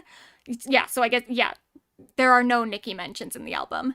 Bitch, feelings hurt because I ain't paid her no attention. You haven't even cut your fucking kid's cake. My God, it's 6 o'clock in LA. You must have took your first line of the day. Then she says, and let me tell you something. Let this be the last time you mention my kids before I spill the tea on yours while you talking about ABCs. You gonna leave me the fuck alone today, ho. I'm sick of you, bitch. So, after this point, Cardi will say things that I don't stand behind, that I think that Cardi was wrong to say.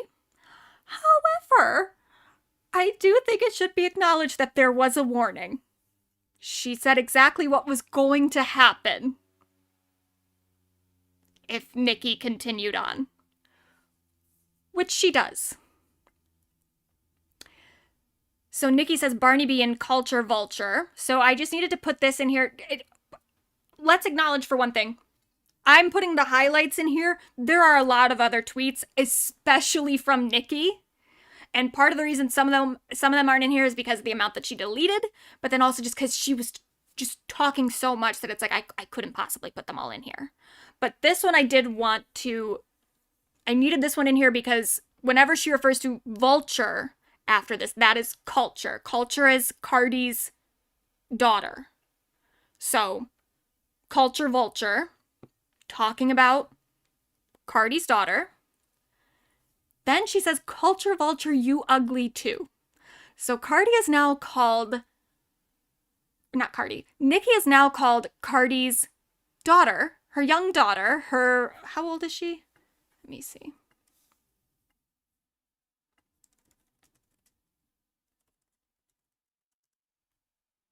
Seven years old. Turned 7 in July. So Nicki is now calling a 7-year-old child ugly.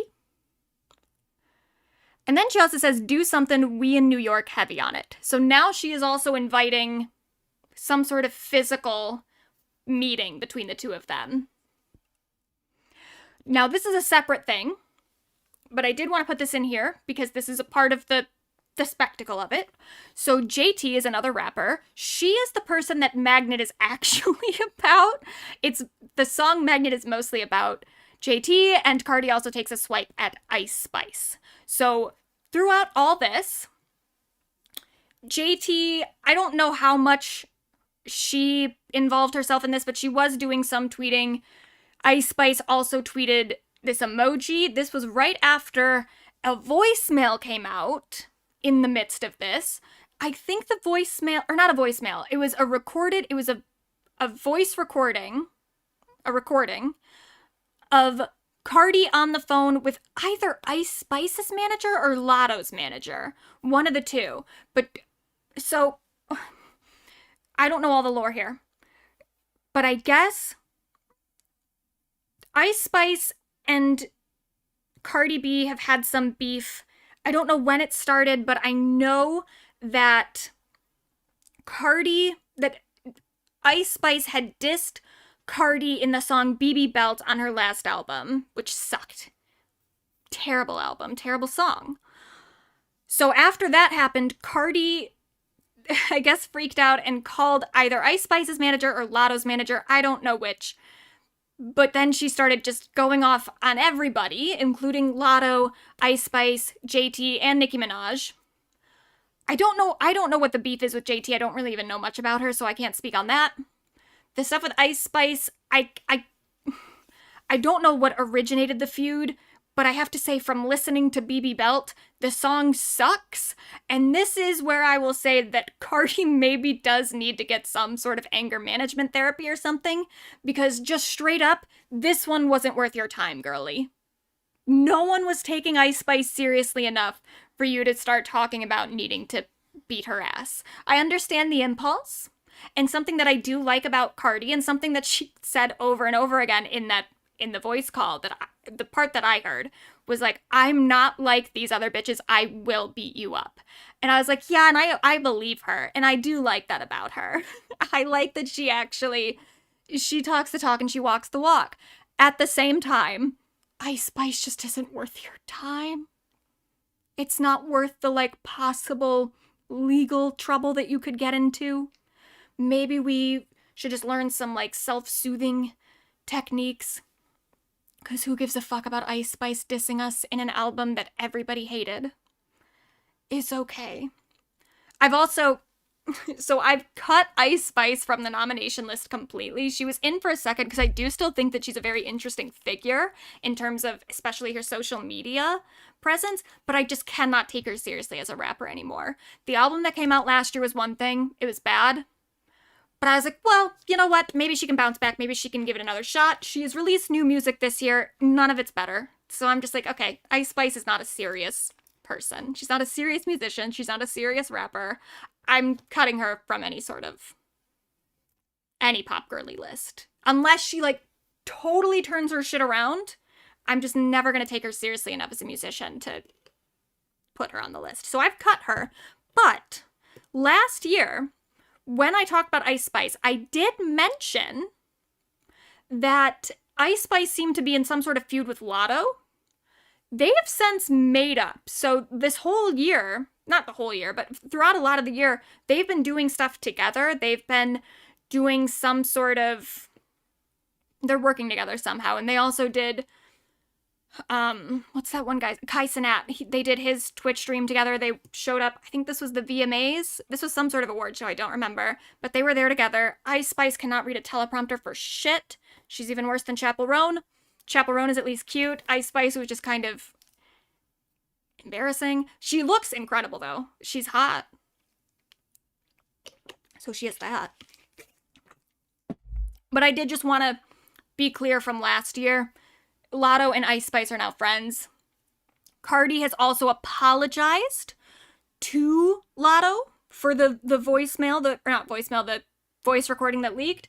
She said, I was ranting and hot at the moment, but I fuck with Lotto heavy. I respect everything about her, including her team. That's so sweet. And nope, I'm not too prideful to apologize to somebody I really respect. So this is my public apology, and I'ma privately send her a bag. So at this point, I think everyone's cool with Lotto. Everything else, not so cool.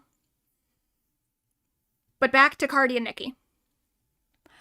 So then, in response to Nicki calling Cardi's daughter ugly, she says, bitch, you wish you could call my daughter ugly. Culture's beautiful and you know that. Your hate is so deep, dark, and nasty because your son nonverbal, because you fucked him up with them drugs, so you jealous of everybody's kid and their happiness. Bitch, where the fuck you at? Stop talking. So this is where I'm like, ooh, let's not bring the kid into it. But again, Cardi did definitely warn her that this was going to happen. And again, also too, Nicki is the one who said, I'm in New York. What did she say? Do something we in New York heavy on it. So now Cardi's being like, okay, well, where are you? In New York. Drop the Addy. Nicki never drops the Addy. Not that she would have done it publicly, but it seems that even privately, they never actually... Cardi never gets the chance to do something, as Nicki was goading her to do.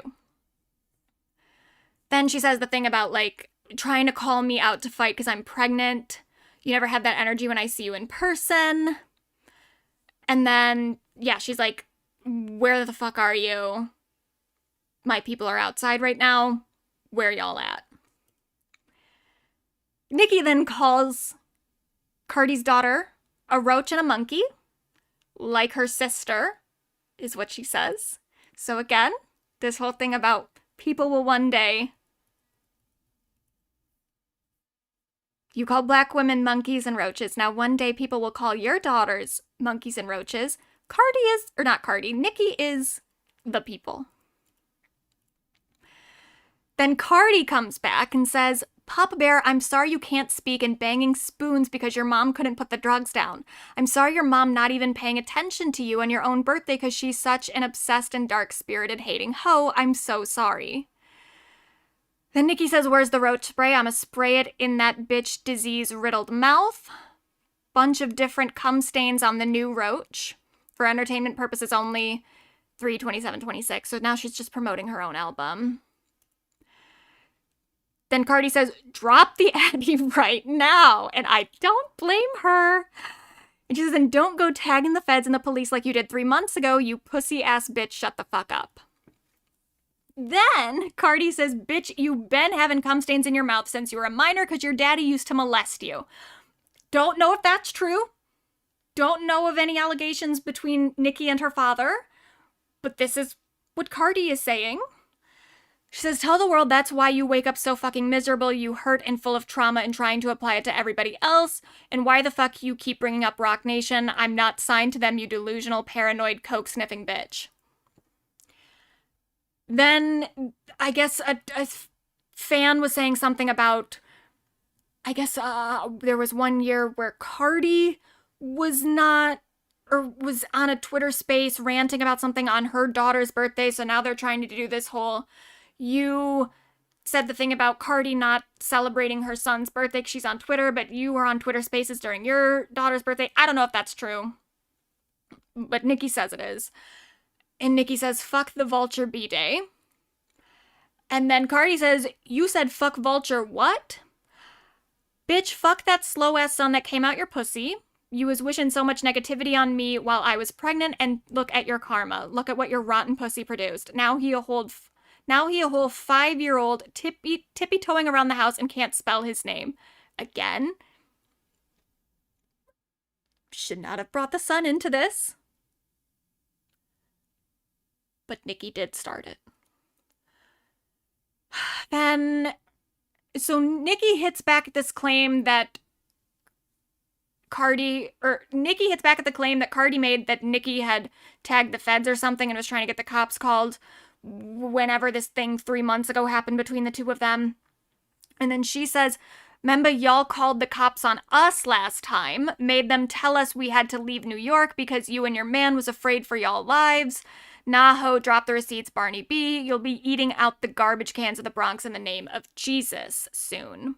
So then Cardi says, you lying funky feet bitch, nobody called the cops on you. Your dumb-ass, bum-ass man went online talking shit and doing threats while he was on probation, dummy. You was talking tough, now you talking about find us, drop the Addy, you fake tough pussy bitch. Then Cardi also brings up that I guess one of Nicki's last albums, or multiple albums of Nicki's were selling at around $5, so that hits back at the $4.99 claim from earlier. And she says, but stop all this talking, where you at? You said you was gonna cave my sister's chest in. She did say that. I don't have that tweet in here for some reason. I think I maybe did at one point. Maybe I deleted it. I'm not sure. But yeah, Nicki did say something about caving Cardi's sister's chest in if they showed up. Okay. She says, we checking our DMs and ain't seen it yet. Everybody up and waiting. Drop the Addy right now. Then Nicki says, dear culture vulture, your mom is pregnant with another monkey to add to her litter. The gag is that she was jealous of a little baby boy simply because his hair was longer than all 4 of you bald monkeys put together. Then she says, I'm gonna kick your gums back into formation. So the person that she is referring to here is Culture, the 7-year-old. That she's saying that she's going to kick the 7-year-old's gums back into formation. Crazy. She also tweets a whole bunch of promo for her album, which is coming out, supposedly coming out March 27th. She's got some other, like, AI images. It's really weird. Then Cardi says, here you go, starting again, nice and early, you sick, pathetic loser. Yeah, so these are all different days, by the way. This is the third day, I think. Let's see. Yeah, so this started on the 29th, I believe. Yep, 29th. Then we get to the 30th.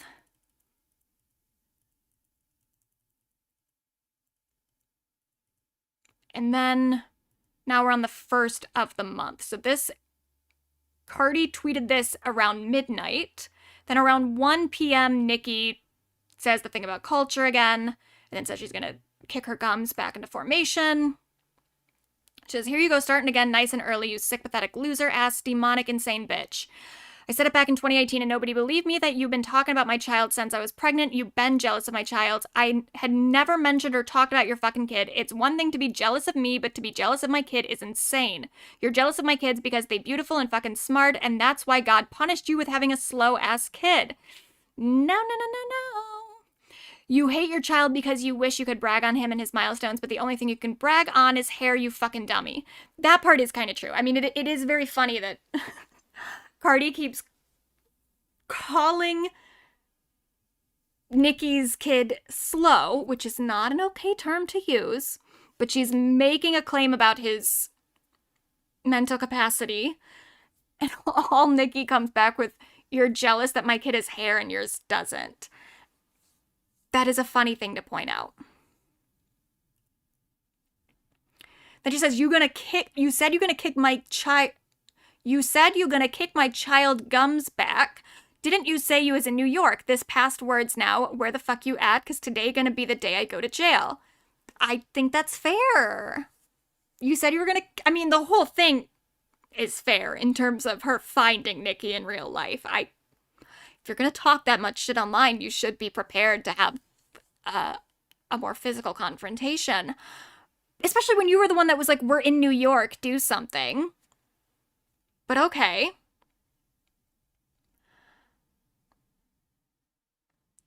But especially now that you've kind of made a physical threat toward her child. Like, this has gone past words.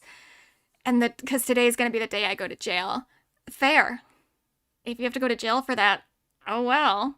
Nicki then posts a whole bunch of other stuff in promotion for the album, other AI images of Cardi as Barney, other stuff with Jay-Z. I think that might have also been Jay-Z, but I'm not sure what that one was.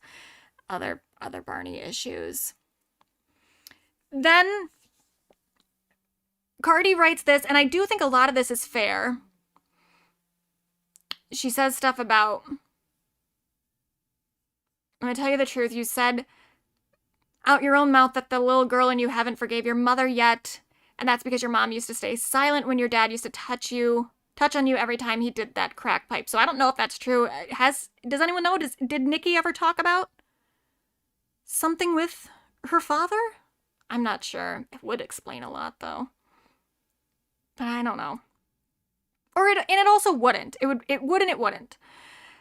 And then she also makes the claim that Cardi's husband, who is also a sexual predator, who is on the sex offender registration list for assault of a minor.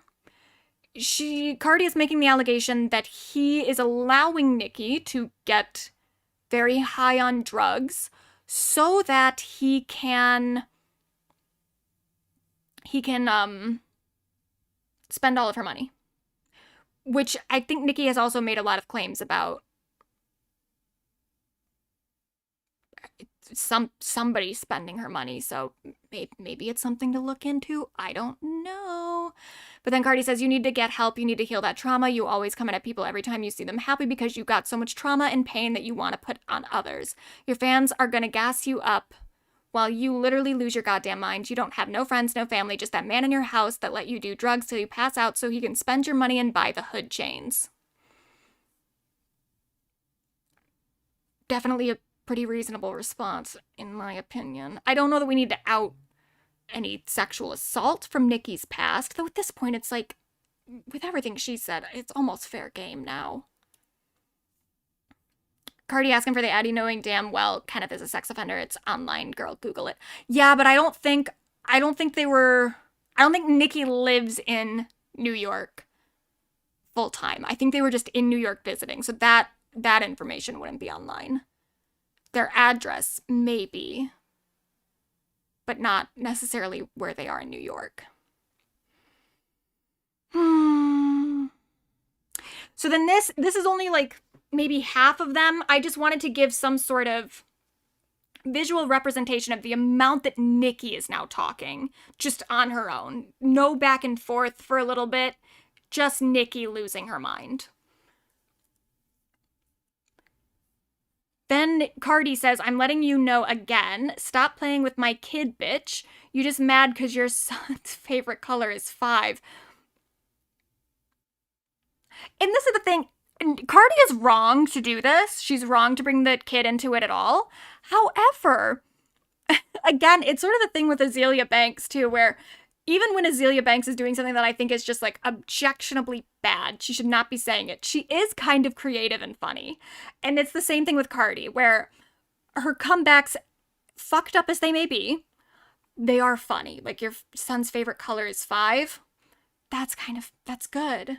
And all of Nikki's responses are so pathetic, which is so disappointing, too, as someone who is so talented. She's really just let the hate consume her. Then Cardi claims that Nikki was diagnosed with schizophrenia and bipolar for almost 9 years. I don't know if that's true. Somehow these women have, like, medical records on each other. I don't know how they're getting it. She says, you're also heavy on drugs, cocaine, perks, and Xanax. You don't listen to nobody around you. The only person that have the power is Kenneth Petty, that's the husband. But you know what happens with that Amex when you're sedated. Nikki then makes another shot at the gums of Cardi's child. And then Nikki says, and scene, as if this is all now over, which of course it was not. It was winding down. This was towards the end of the fight, but it's not quite over yet. Cardi takes the opportunity to promote her album, Am I the Drama? Very fitting. Then Nikki says, it's funny how all the other queens stayed silent while she mocked my son for years. Now, I don't know what she's referring to. Cardi also seems to not quite know. So she writes, wait, I mocked your son. I posted my kids are so smart for being 3 years old, spelling out his name because I was so proud of that. And your fans started attacking my kid. And even my sister had to jump because why was Wave being attacked? And it's all because you and your fans are insecure about your own child, so nobody can brag on theirs. Please bring receipts now of when I mocked your son. You're not flipping the narrative like you did in 2018. Bring the receipts out. So I guess that's what Nikki maybe is referring to, that Cardi had said something about how smart her own child is and Nikki took that personally. I don't know, because Nikki never did produce those receipts, so I cannot say. But if that is true, if that's what she is taking as a dig at her own child, that is a level of projection that is just very sad.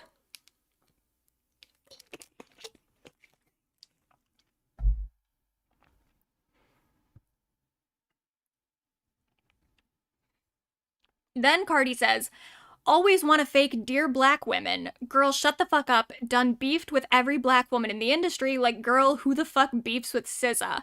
And you be slick throwing shots at Beyonce, the most unproblematic people ever, while always bootlicking a white artist's ass and posting their accomplishments while they ignore you. Yeah. And let me tell you something. I say what I want when I want. You don't stop shit here. Ain't nobody fucking scared of you. And that is really true. This whole thing about Nikki acting like Cardi is always attacking other black women.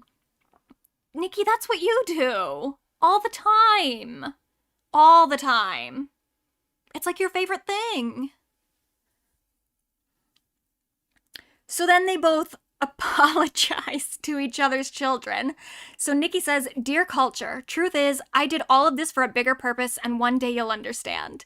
You're a cute child and lots of kids have cute little funny looking gums before they grow into all of their features. One day you'll see this, so I have to say, I apologize.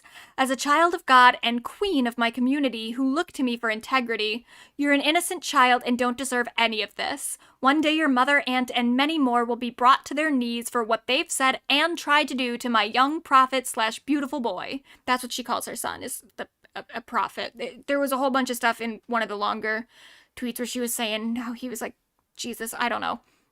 And she says, take care, my darling. This isn't who I am. I think it is who you are, Nikki, because it's what you're doing. Regularly.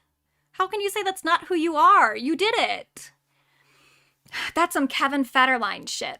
That's how Kevin Federline talks. He's always like, they didn't know the real me. The real you is defined by your actions. And your actions at the moment, not great.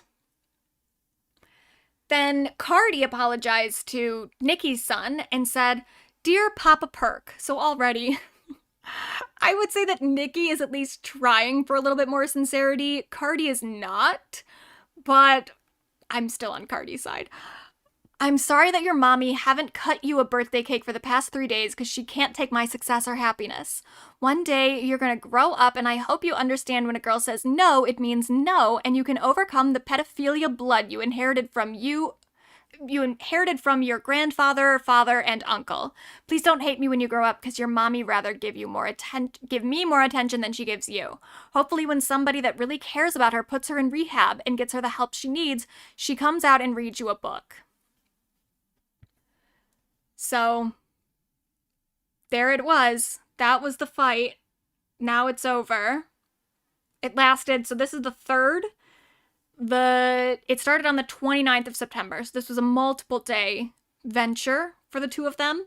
And it was mostly Nikki doing it, but Cardi definitely got a little worked up, a little nasty. Said things she should not have said. But again, I mean, she did warn Nikki that she was going to say some fucked up shit if she kept going, and Nikki did just keep going, so that doesn't let Cardi off the hook. She shouldn't have said that stuff. But also, I'm still Team Cardi. Nikki has then threatened to axe her new album and says, hope you're happy now. I almost just feel like she was looking for an excuse to not release the album because it's probably just not done. But whatever. Maybe it'll come out next year. Maybe it won't. I'm probably not going to listen to it either way. But that was the drama with Nikki and Cardi. I'm going to play the puppies for like one more minute while I go downstairs to get a little snack. And also that's so we can decompress. And then we'll move on. But this also is not over. It's over between Nikki and Cardi, but Nikki did take a shot at one of the other girls on our list today. So we will see more of Nikki in a second. But I'm going to play the puppies for a minute, and then I'll be right back.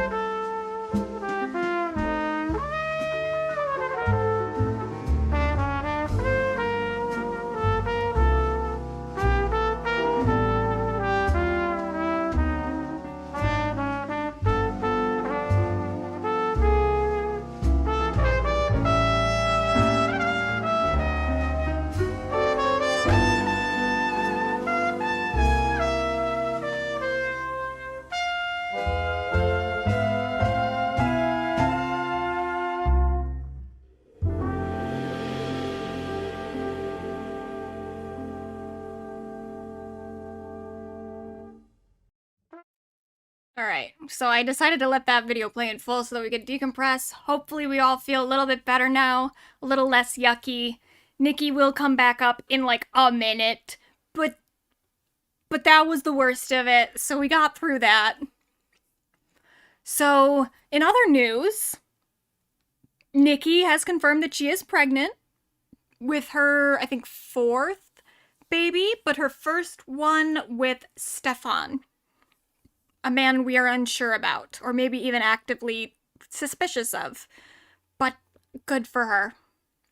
Good for her. Am I going to bring up the Be a Cardi B next? I don't know anything about that. Did that happen this year? I didn't even see that. I only saw the stuff with Nikki.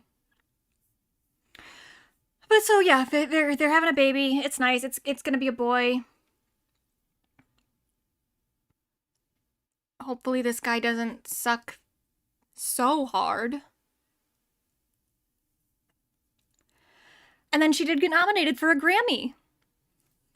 So there's Cardi's 2025. You know, there's also other stuff. She's a very active celebrity, so it is hard to keep up with everything that she does. Oh, it's on Cardi's album? Oh, okay. Yeah, I've only listened to like some of the tracks, and I didn't really like look at all the lyrics yet, so I don't know I know that Magnet is referring to JT, but that's only because of the Nicki Minaj stuff where I was like, wait, Nicki keeps referencing the lyrics and Magnet is the song about her, and it is in fact not about her. So that's the only reason I even know who that one is about. And then I had to get caught up on the Ice Spice drama too. If only we could all just get along. But we do love you, Cardi. Again, she is the people's princess. So then we move on with SZA.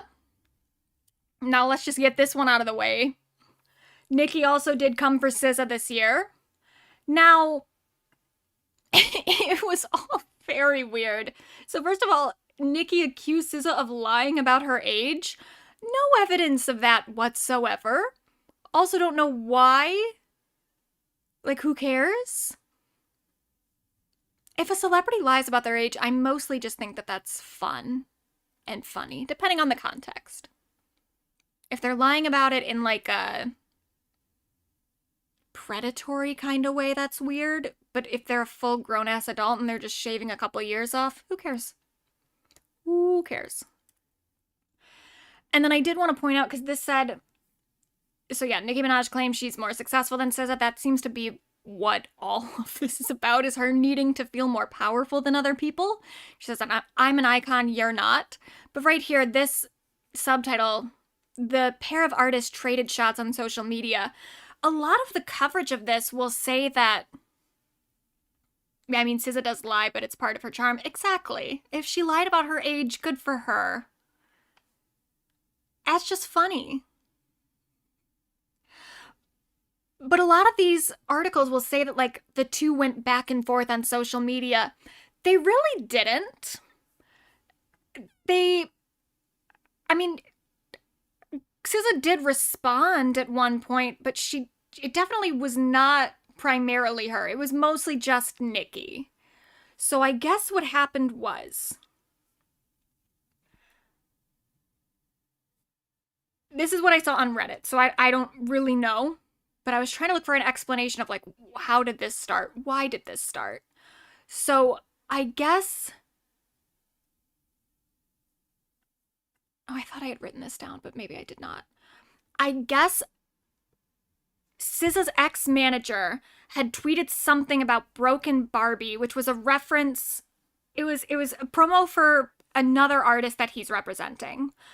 Nicki thought that the Broken Barbie was a reference to her because she's the Queen Barb. She's made her whole thing about Barbie, so she thought that SZA's ex-manager was referencing her. And then SZA tweeted, "Mercury retrograde, don't take the bait, lol, silly goose." This seems to be also completely unrelated to Nicki, but then a whole bunch of people started tagging Nicki in it, and Nicki assumed that it was about her. So then she started really going off on SZA. And then Nicki tweeted a whole bunch of stuff. I'm not even going to include them because who cares? She's just doing her shit.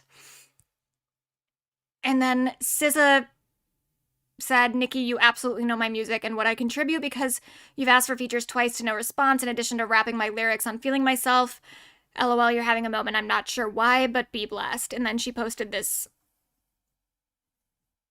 this text exchange between the two of them because Nicki was claiming she didn't even like know SZA at all and didn't know her music and that SZA wasn't successful. So SZA did respond this time, but for the most part, it was just Nicki. And then Nicki had said something about like, oh, you took the bait, silly goose. Again, in reference to the Mercury in retrograde tweet and saying that SZA took the bait and responded to her, which is just kind of embarrassing in and of itself as Nicki, as you being like, oh, you took the bait. I was just baiting you. Why? You're a grown-ass woman.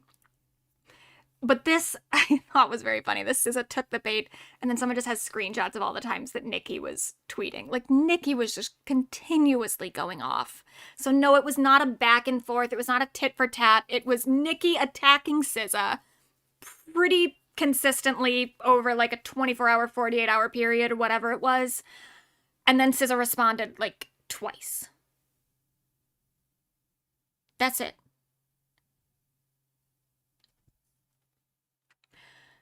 So that was the Nicki portion of, well, actually I do have some other stuff because this was kind of funny. So SZA did do a GQ interview recently. And she finally, like, addressed it and said, I don't know her. We have no connection to each other. There's no backstory. It was just like Rock Nation. I don't know where it came from. So, and this is the same thing that happened with Megan Thee Stallion last year, too, where Nicki kept going off on Megan Thee Stallion, wrote that terrible diss track for her. What did she say? Like, Bigfoot, get up on your good foot, with the AI cover. Bad. And then Megan Thee Stallion never really responded. And then when she did an interview later and someone asked her about it, she's like, yeah, I don't really know what her problem was. I didn't do anything. So, just embarrassing from Nicki's end. But what's new? And then the other day, Cardi, Lil Kim, and SZA did do the Nicki Minaj TikTok challenge, you know, the one that's like, they do the Four Non Blonde song and then they mash it up with Bees in the Trap. So I do think it's kind of funny, and it's something that I do really respect about all these women who get into these beefs. Like, even Ice Spice has said positive things about Cardi as an artist, even when they were beefing. The only person who's never really done this is Nicki, but all these other women, even when they're in beefs with each other, they can still acknowledge each other's like iconography and their music and their work and how impactful they are. So I do think it's funny that while they're all, I don't know if Lil Kim has definitely beefed with Nicki Minaj before, but I don't know if she has very recently. But the fact that they can all still do this TikTok challenge with her song is kind of like just fun and endearing. I can't play the audio because of the copyright, but the fact that they're in these costumes, these Barney costumes, is so fucking funny. I don't know which is which. I don't know. Maybe if you're like a big stan, maybe you can tell them apart by just like their thighs and stuff, but I don't know which one is which dinosaur. I guess maybe Cardi would be in the Barney costume. But I don't know who the other two are. It's so cute though. Yeah, owning this and having these cunty outfits is everything. They look good in it. I can't see their faces, but the outfits are actually so cute and fun. Oh, adorable.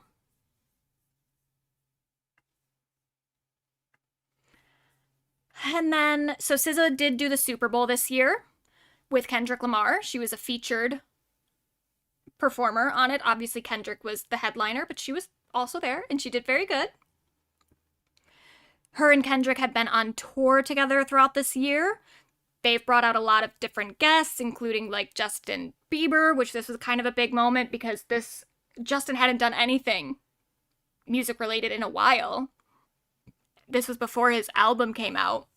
So this is a big moment. He looked like a mess on that stage, but she looked good.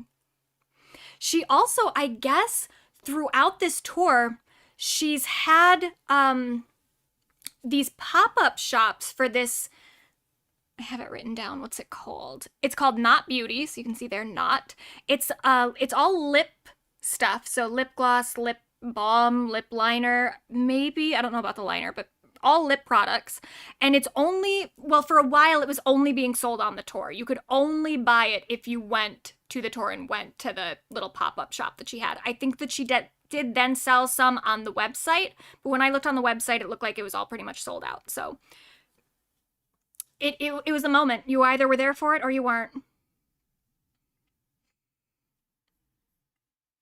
Yeah, easily the best stadium show you've seen and you hate. Yeah, stadium shows do suck.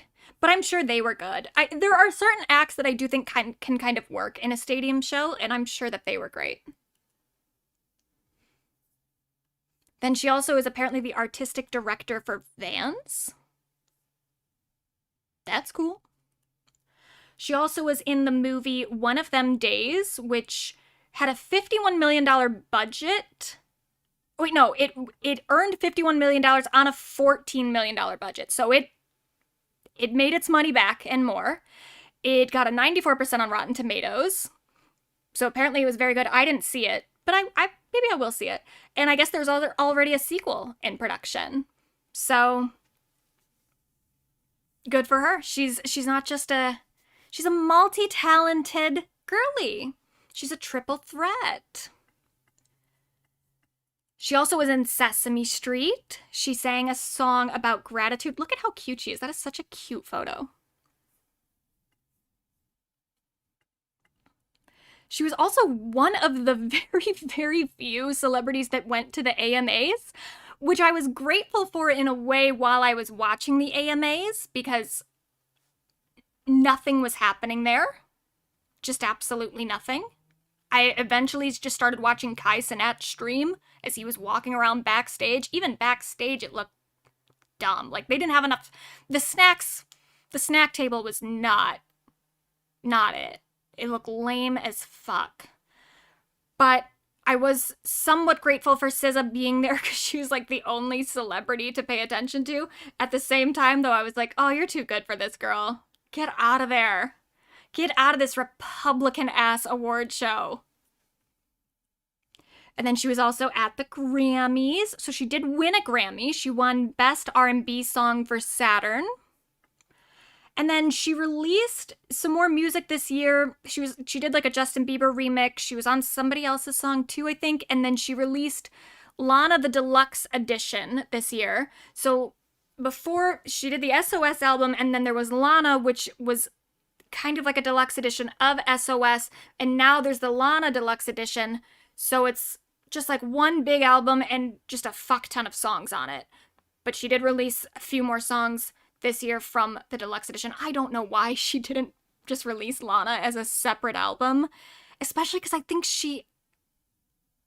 think from what I understand, and maybe I'm wrong, but from what I understand, she's trying to get out of her current record deal, and she has to release so many albums within that. But the Lana doesn't count as a new album because it's technically like a deluxe edition of SOS. So I'm like, why wouldn't you release Lana just to get out of your contract faster? I don't know. Maybe there is extra like industry stuff that I don't understand, and that's why she had to do it that way. I have no idea. But it's a good album nonetheless. And now there's more of it. There's just more songs. Then she did her GQ magazine feature, and she did confirm that she is working on a new album. So we do have a few song titles thus far. So we've got Passenger Princess, Burgers, and Yearner. So we look forward to that.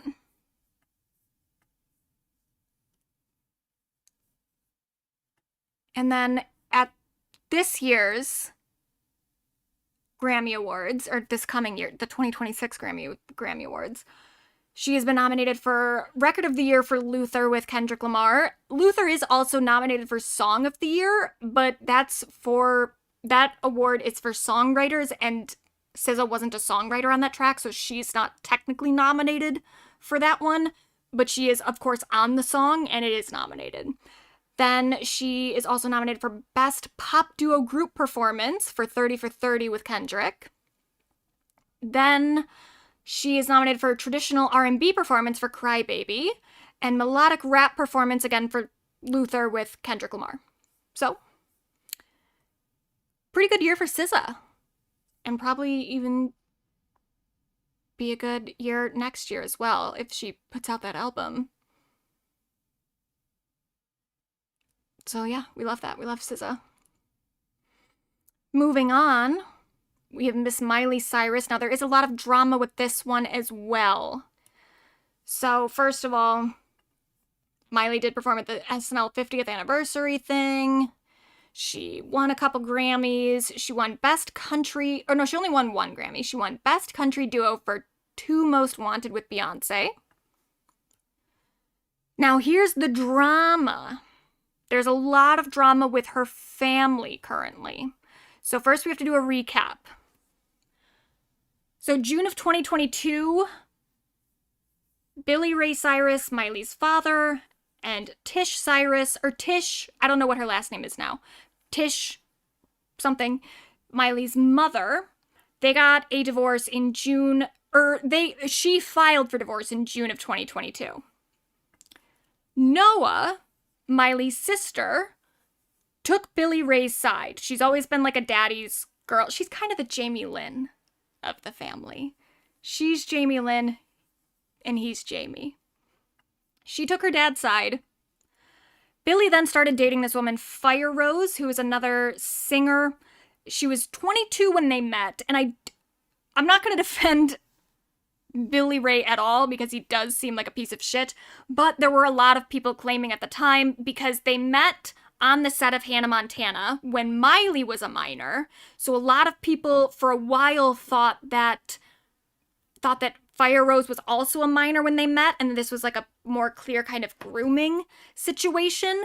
They were not. She was 22 when they met. She was an adult. And then they also, I don't even know really how much they knew each other at the time. That just sort of happened to be where they met.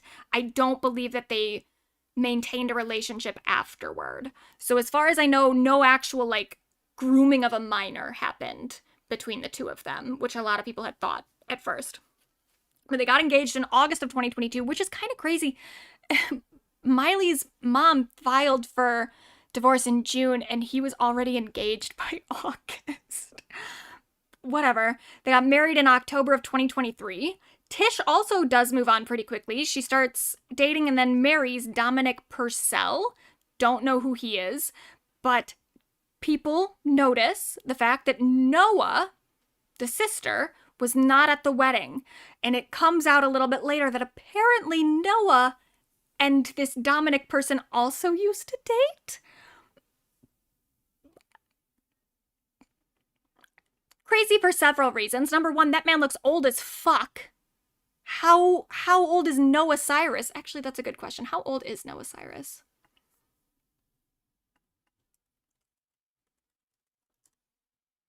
"25 currently.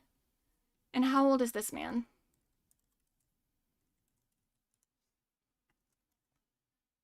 "55.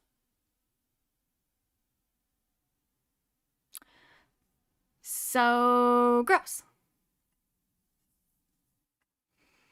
I don't know when they dated, though. I don't know how old she was at the time. But that is still quite the age gap. And then also for your mom to start dating him, that's weird as hell.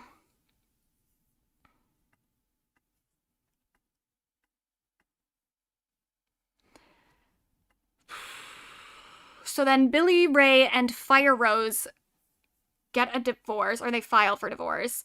They separate in mid-2024, with both of them alleging abuse, Fire Rose seeming to be the one who actually was the victim. There was an audio recording that came out where Billy Ray was yelling at Fire Rose, and then also went into an expletive-filled tirade, slamming daughter Miley, 31, as a devil and skank in shocking new audio. It was bad. Then, around the same time, Miley did an interview with David Letterman saying her mom was her hero and that she inherited her narcissism from her father. So publicly, Miley is not saying anything really about the audio that came out or any of the allegations, but is also making it clear that she's a mama's girl. And even when she says that her mom is her hero, Letterman had specifically asked her, like, how has your father, like, inspired you? And she was like, well, I have to say, my hero is my mother, which is, you know, funny, but also very honest of her.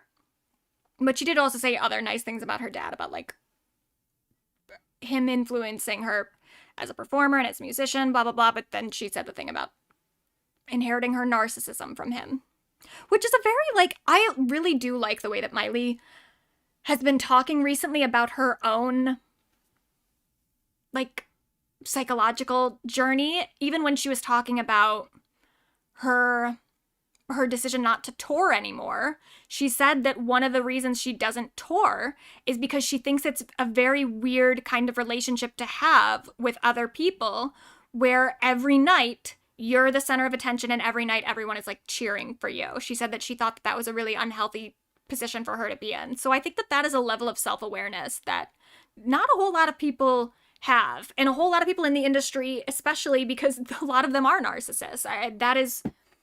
There have even been, like, studies that people who work in the entertainment industry are more prone to narcissistic behaviors, which is why they get into the entertainment industry. So very cool of Miley to, like, be aware of that for herself and kind of aware of the origin point. But so this is where we get to this year. So January, Billy Ray performs at the Trump inauguration and just generally voices support for Donald Trump. Trey Cyrus, Miley's brother, then makes a plea for his father to get help on Instagram, saying, like, this is not you. Me and the girls have been genuinely worried about you for years, but you've pushed us away. Noah desperately has wanted you to be a part of her life, and you haven't even been there for her. That's your baby girl. She deserves better.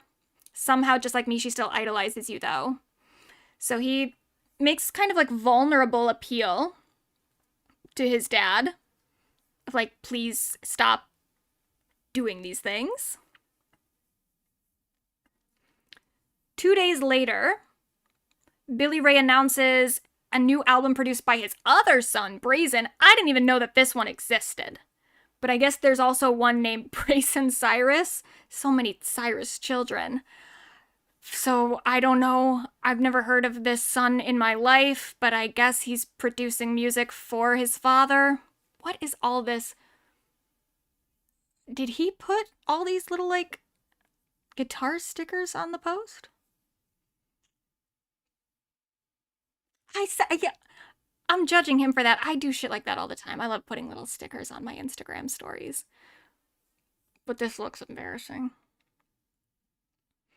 Then, 2 days after that, so 4 days after Trace's Instagram post, he says that his dad is now threatening legal action against him for that Instagram post. And then a little bit after that, Billy Ray makes some nice Instagram posts about Miley and Noah, which he continuously does. Like, whenever the family is feuding, he'll still be on Instagram being like, I'm so proud of my daughters. It's like, I guess. Okay. Then Miley's mom unfollows her on Instagram. Now, Miley acknowledged it and said that, I rarely comment on rumors, but my mama and I are too tight for anything to ever come between us. She's my best friend. Like a lot of moms, she doesn't know how to work her phone and somehow unfollowed me. I don't know about that. But okay. And then she says, my dad and I have had our challenges over the years. Now in my 30s, family is my priority above all else. I'm at peace knowing bridges have been built and time has done a lot of healing. Time? Girl, that audio of him talking shit about you leaked like 6 months ago. It hasn't been that long. This might have still been, oh, this is May, so like 5 months ago. Because I think it came out in December. I don't remember. Maybe it was longer ago. But just the whole thing about time has done a lot of healing. I don't know that much time has passed, girly. But okay. Grateful for the good health and love that flows through my family.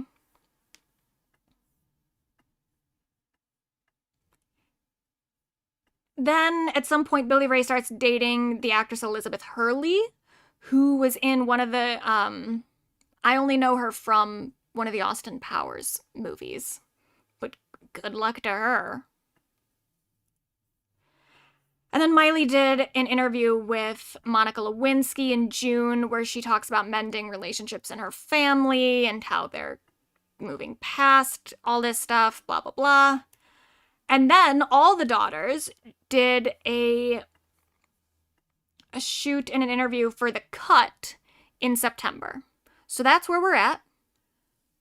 Apparently, there's now peace in the Cyrus family, at least amongst the women. I don't know about how they're standing with Billy at the moment.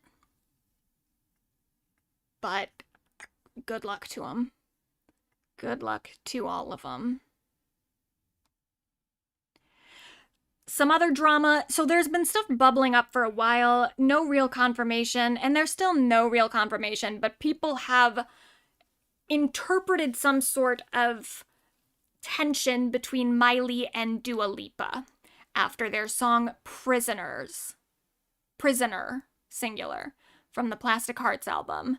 So Miley has confirmed that she didn't really want Dua on that song to begin with. She said that wasn't my idea and no shade to Dua Lipa. It just isn't cohesive with the album. She would have been much better on Endless Summer Vacation, like she would have been great on Wild Card or River. Could you imagine? Now, I think that Dua was fine on that song. I thought she sounded perfectly fine, and I also like that song. So I just don't really agree, but I guess the intention was never for Dua to be on that song. I know originally there was a demo that leaked of Shawn Mendes as the featured artist. I think that makes way less sense than Dua Lipa. I would not give a fuck about a song featuring Shawn Mendes. Especially a song like that, that's definitely not his style either. But I thought Dua did fine. But whatever. I guess this is maybe the origin point of their feud is Dua maybe knows that Miley didn't want her on the song. Yeah, Elizabeth Hurley was Hugh Grant's girlfriend when he was caught cheating on her with a sex worker. Yeah, I do remember that. So I guess she's at least used to being in scandalous headlines. So maybe she'll fare well? I don't know. I mean, Hugh Grant cheated on her, but it sounds like Billy Ray is worse as a partner. So again, good luck. Good luck, Elizabeth. I'm rooting for you. Maybe. And then her album, Something Beautiful, came out. It debuted at number 4 on Billboard, which for an artist of her celebrity isn't the best. I mean, it's good. To get into the top 10 on Billboard is still good, but you kind of would expect Miley at this point to have a number 1.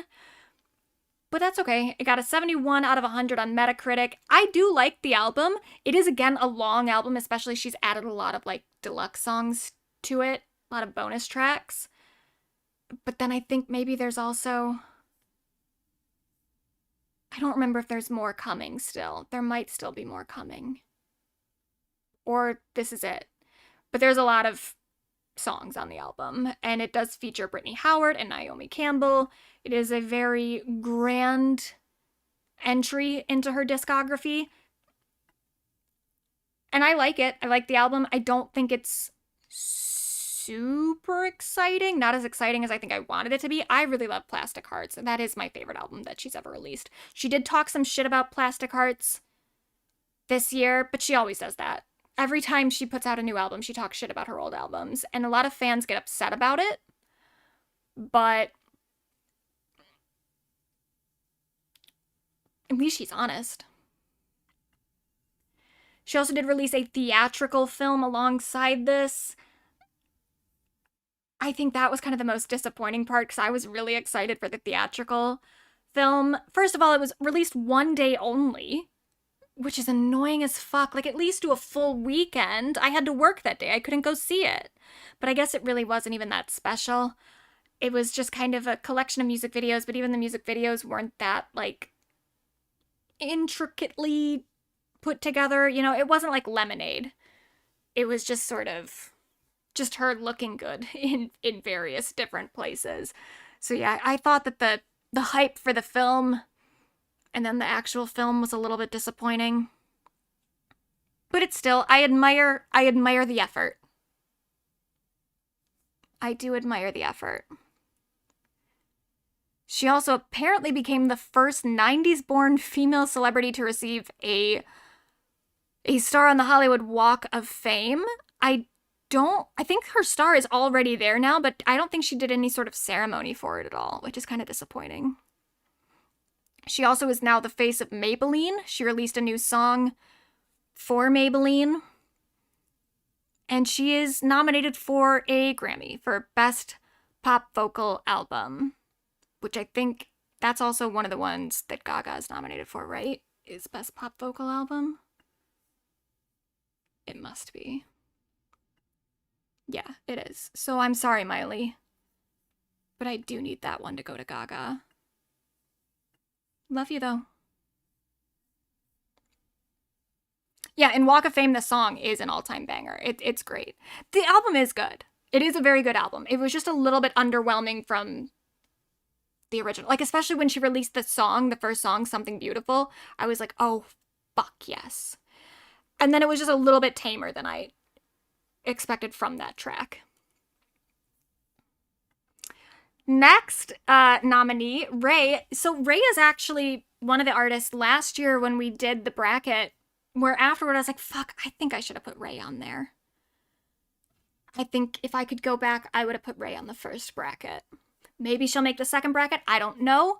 I'm really trying to narrow my list down of the top 22. You guys are going to handle the last 10. So I doubt Raye is going to make it to my top 22. But maybe you guys will put her in the bracket. I don't know. I do like Raye. But she had a somewhat low-key year. Somewhat. So she did perform at the Grammys. She performed Oscar-winning Tears. She also performed at the Oscars as part of a James Bond tribute performance with Lisa and Doja Cat. They also released a song called Born Again together after that, or around that time. She also released a song with Mark Ronson called Suzanne. And then she also produced some songs on Jade's new album. So she has been doing a lot of, like, individual little singles and stuff. Her single that is kind of taking off now, Where Is My Husband, was premiered live at the Glastonbury Festival and then released on September 19th. She also released a music video at that same time. It's a great song, great music video. She did a Today Show performance, and it, at this point, I think, reached a peak of 67 on the US Billboard charts, and it was her biggest solo debut on global Spotify. But I'm kind of thinking it might be more of a grower than a shower, because already 67 on Billboard is pretty good, especially for a newer artist, someone who's not super mainstream yet. But I feel like it might get higher because I think it's kind of building a little bit more momentum. I'm not sure why exactly, but I think that more people are coming to it later because it had its biggest day on Spotify on the 5th of November, so a couple days ago. Or at least I saw a tweet about it on the 6th. About yesterday was the biggest streaming day for this song. So I don't know if it's maybe even gone up since then, because now it's the 10th. But I was I wasn't super surprised by it, because I feel like I'm seeing people talk about this song a little bit more now than they did mid-September. So maybe this one will really grow for her and really be like that thing. Maybe it'll be her espresso. I'm not sure. But it's a good song. She also, I did love, she posted something on her Instagram about, is a photo of Lady Gaga from 2011 when she did her first collab with Tony Bennett. And someone said she was 5 months pregnant with Raye here, and Raye shared it. And you know, I've always had a complicated relationship with Gaga's little jazz career with Tony Bennett. But if it gave birth to Raye, then I guess it's all okay. It was all worth it in the end, because I do really like Raye. My mom loves Raye. Usually my mom is ahead of me for TV, because she watches so much fucking TV. But then I'm always ahead of her for music. Raye, I think, was one exception where she got onto the Raye shit before I did. I don't know how she found out about her. But she loves Raye. Now, somewhat unfortunately, but this does have a kind of happy ending. Last year, Raye announced on her birthday that her car got stolen with her songwriting book. So her second album was being indefinitely postponed. That sucks. But the good news is, her car was found with her songwriting books completely intact. So I guess that album is coming any minute now, I guess, whenever she records it and produces it. But hopefully at some point next year, maybe early, we will get that new Raye album. She also is touring, I guess, with her sisters. I didn't know her sisters also did music, but I guess they do. So they're going to go on tour together. It's a somewhat small tour, but I'm sure it'll be very good. She also will be performing, I think she's a headliner at the Jingle Bell Ball in December. So we look forward to that. And she also was nominated for Best Music Film for her Live at the Royal Albert Hall special, which is also very good. So shout out to Raye. We love you, Raye. Now we move on to our final girly. And we've gone through this pretty quickly. I was worried we were going to be here, that this is going to be like a 5-hour stream, but we're 3 hours in. I think we did pretty good. Got through all the Cardi stuff. Got through the Miley stuff. Look at us. So first of all, just talking about Hilary's year, she has some sort of home fragrance line called Below 60.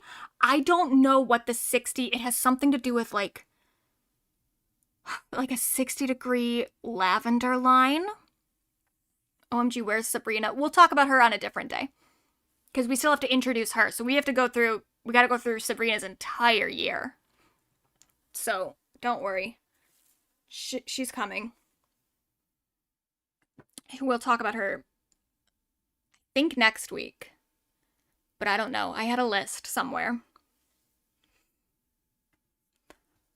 So she has something called Below 60. It's a 60-degree latitude line or longitude line. I don't know. It's something to do with the Earth and maybe the equator. I have no idea. But it's some sort of like candles, incense, blah, blah, blah, home fragrance line. She's had it for a little bit, but she did start selling it on QVC this year, because this is really where Hilary's been. This is where her focus has kind of been, is like home stuff. And also glasses for a while. She was selling glasses. She's a mom now. A mom of, I think, 3. She will also produce and star in a movie next year, or maybe a movie or a mini-series based on this book, Pretty Ugly. I haven't read it, but I guess it's something about like pageants, like beauty pageants, like a toddlers and tiaras kind of thing. So that's kind of exciting. That got announced this year. Which I don't understand. With all the stuff that she already has planned for next year, I'm like, you're going to do a TV show or a movie or whatever the fuck this is? And also she's the producer on it. Busy girl. This doesn't involve her so much. I mean, it does, but this wasn't something that she brought to light. But Frankie Muniz recently talked about, I guess him and Hilary haven't really talked since Agent Cody Banks. And he has revealed why in a new podcast, because he's doing promo right now for that new Malcolm in the Middle show that they're doing. Frankie, I need to talk to you. Me first. From co-stars to friends to over 2 decades of silence. I've actually never told this story, and I might get in trouble for it, but I don't care. I've never talked to Hilary since the last day of filming. I've not said one word to her since then. Frankie Muniz exposing a secret child star feud on the Joe Volpis podcast, blaming Hilary Duff's mom for their fallout after starring together in Agent Cody Banks. What a freak.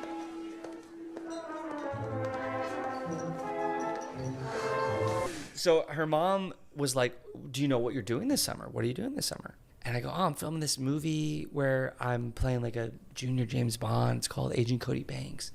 And she's like, is there a girl that could be that like Hilary, that would be good for Hilary? The next morning, so we were filming that day on Lizzie McGuire. The next morning I show up to the set. I go into her dressing room to hang out. And her mom was like, guess what? She's doing Cody Banks with you. And I looked at her and I went, no, she's not. She's like, no, yeah, she is. So you just used me. I'm just gonna go crawl under a rock now. Really, I'm fine. Frankie claims he was supposed to have final say in who his leading lady would be, and his eyes were set on Smallville star Kristen Kruk, but Mama Duff threw a wrench in his plans. They signed the contract last night. And I'm like, the movie you knew nothing about yesterday, you signed, how, it's not possible. Like, it's not humanly possible. Mark? E.T. was on set of the flick where there were no obvious signs of tension between the co-stars. But that's one thing he can't. You know, he has to hide his secret and just be very professional about it and not let anybody find out. I've known Frankie for a long time, so that makes it a lot easier.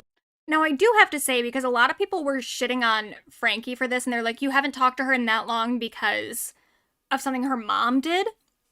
It is also worth noting that I think while they were filming the movie, they were also dating, and then there was a breakup. So I think that's kind of more the reason of why they haven't talked in that long. But yeah, he did say the thing about her mom being kind of a weird stage mom. Did he get his memory back, or was it just for Malcolm in the Middle era? So I've actually seen him talk about this on Steve-O's podcast. The whole thing about him losing his memory was never really true. He had said something once about how he had had some memory problems, some of it being related to some like car accidents he got, because he moved on after acting to doing like racing stuff. So I think he maybe had some sort of like brain stuff from that. But when he was talking about not remembering stuff from Malcolm in the Middle, he was literally just saying that, like, he doesn't remember a whole lot of stuff from that time because he was a kid. And so when he watches Malcolm in the Middle now, he's able to watch it as, like, just an audience member because he doesn't really remember a whole lot of the plots. So everyone kind of took that and then ran with it with this other allegation about his car accidents. And we're like, oh my God, he's suffered complete memory loss. He doesn't even remember that he was on Malcolm in the Middle. And that's never what he said. Here, you know what? We have time at this point. Because I did think the Cardi stuff would take longer.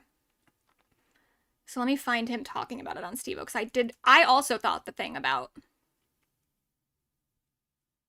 his memory loss was true. But it wasn't.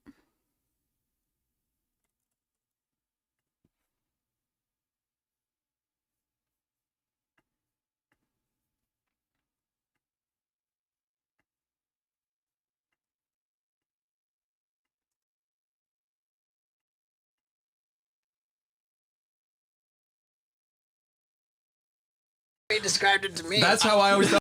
I was under the impression like someone had to tell you like, no, dude, you were on this show, Malcolm in the Middle, and it was a big show, and you're That's like, how he described it to me. that's how I always thought it was, and you'd be watching episodes He like, has no "Wow." recollection I'll say this. of being This on is that that's show. what I this is always the heard. first time that I've actually ever gotten to clarify.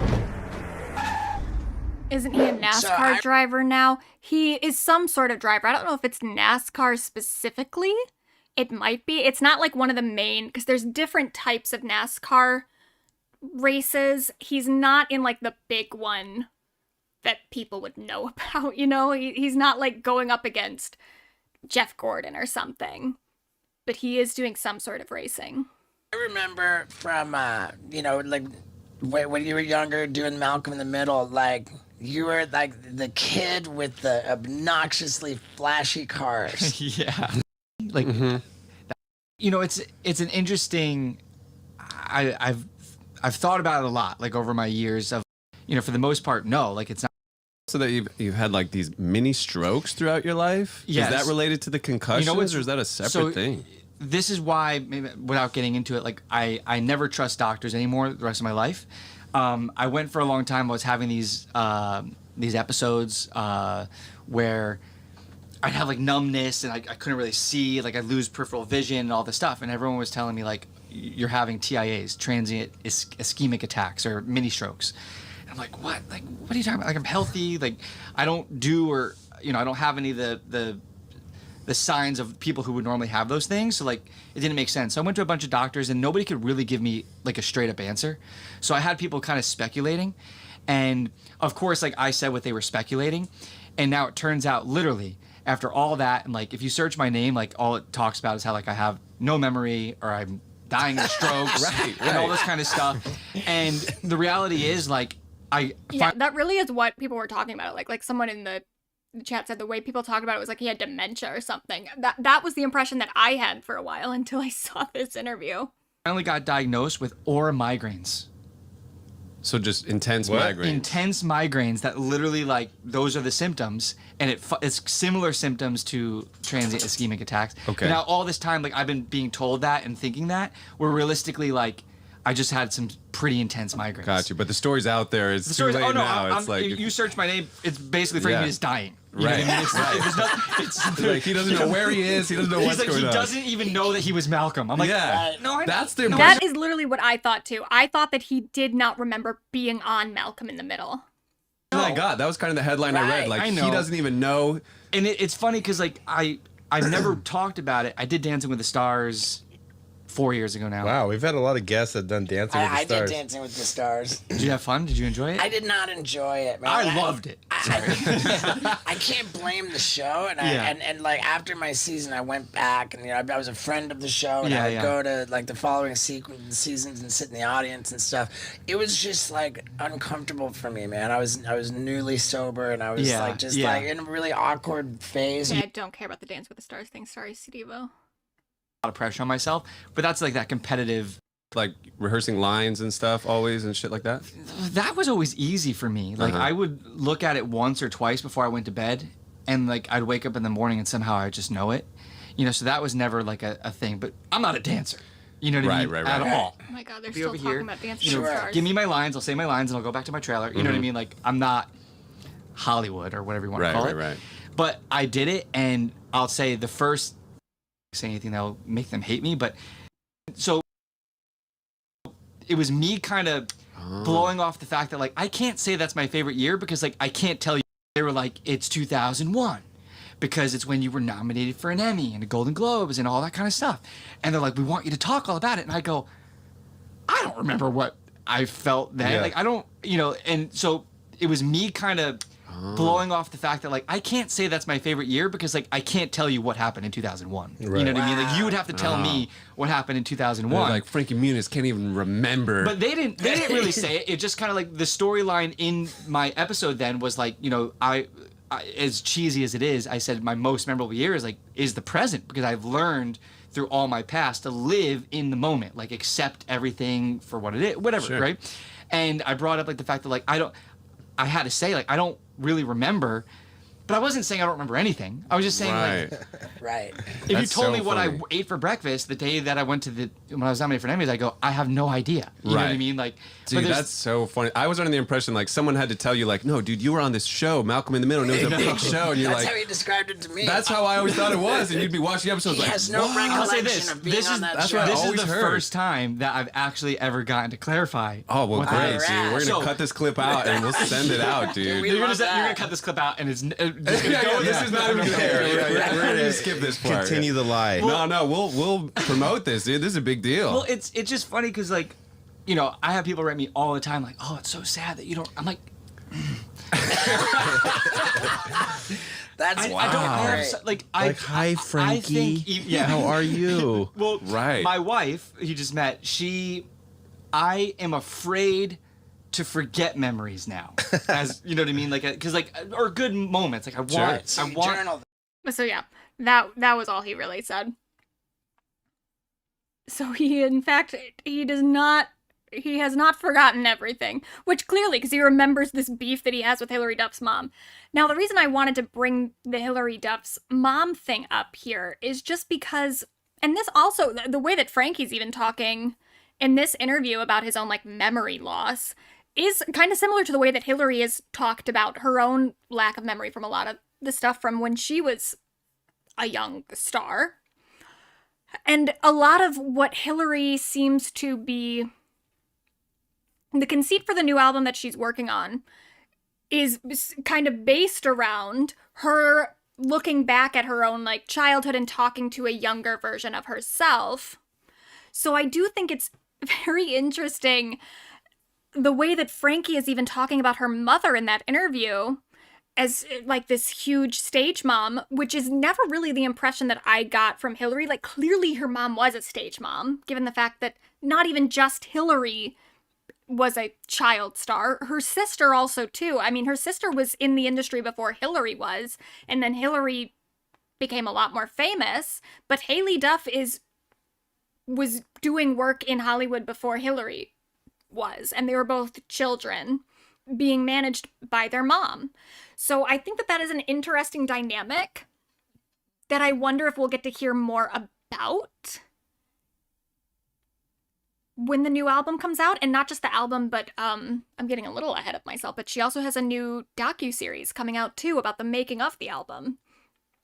So backing up though, we have the announcement earlier this year in September that she was going to be returning to music, and she had signed a deal with Atlantic Records. Now, earlier, there had already been some indications that she was returning to music. She had posted some stuff on Instagram of her in a recording studio.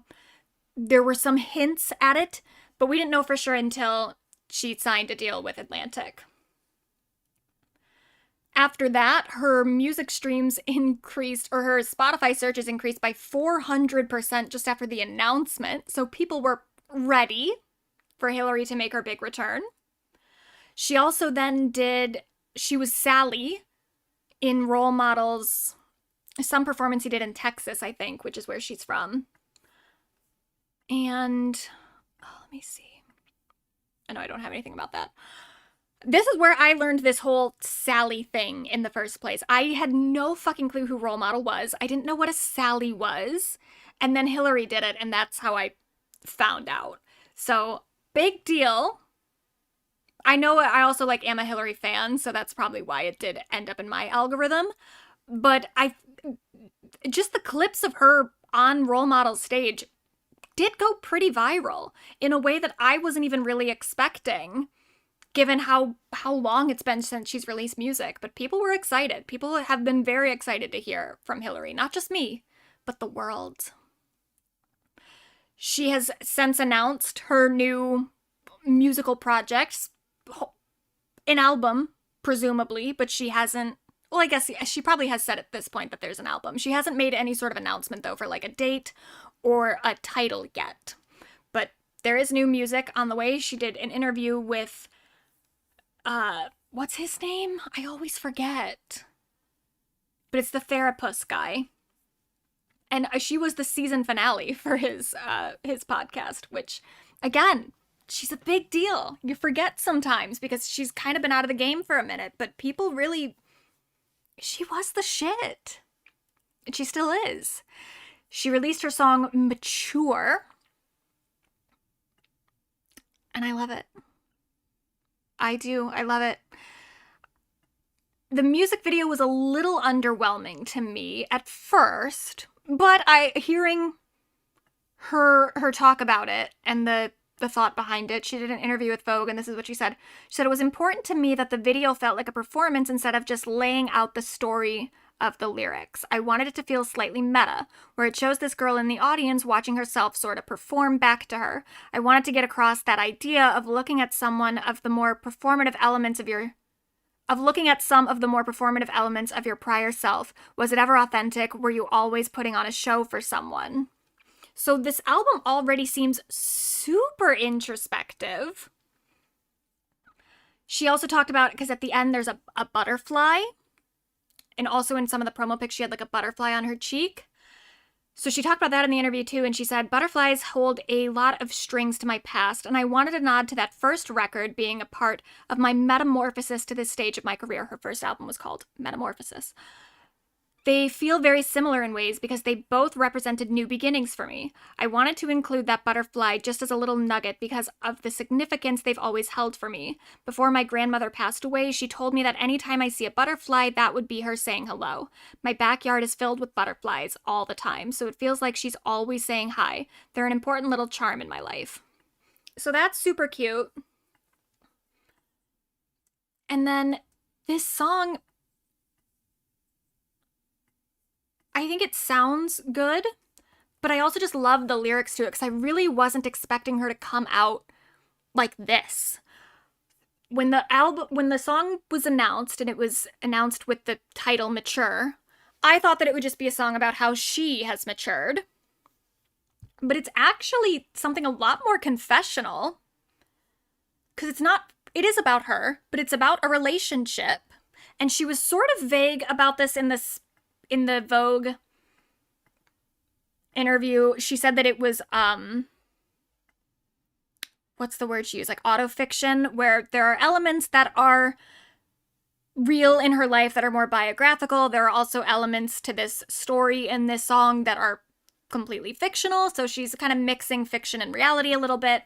But it's about a man who she was in a relationship with at a very, very young age, who then went on to be in a relationship with somebody else around her age or maybe even younger.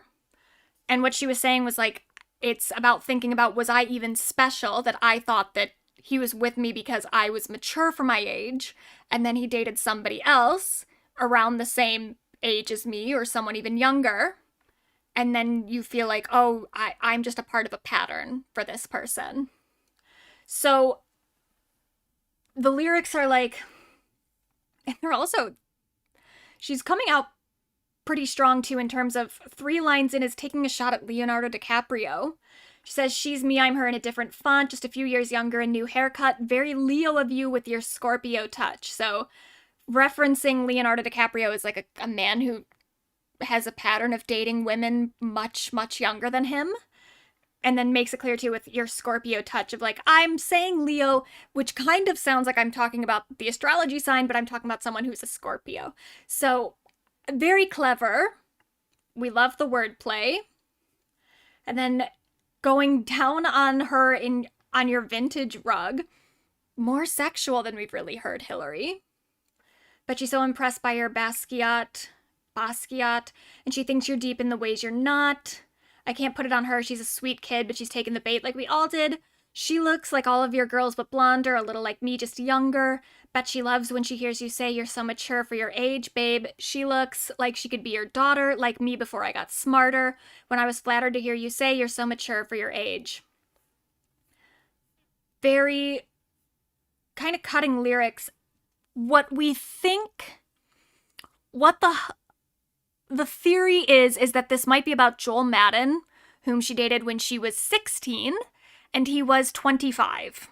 He then went on to date Nicole Richie, who is older than Hilary, a much more age-appropriate partner for him. So I don't know if that's what this is about, because again, if we're talking about this as like a man who has a pattern of dating women significantly younger, I don't know that Joel Madden really has that same pattern, because he did move on from that relationship with a woman who was a little bit older than Hilary. And they also seem to still be friends. So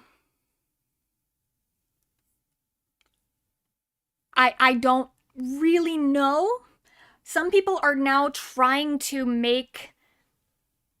push this theory that it's actually about Leonardo DiCaprio, because I guess Leonardo DiCaprio is a Scorpio, and there also is a line on Hilary's 2007 album Dignity where she says, were you born in 74? And I guess Leonardo DiCaprio was born in 74.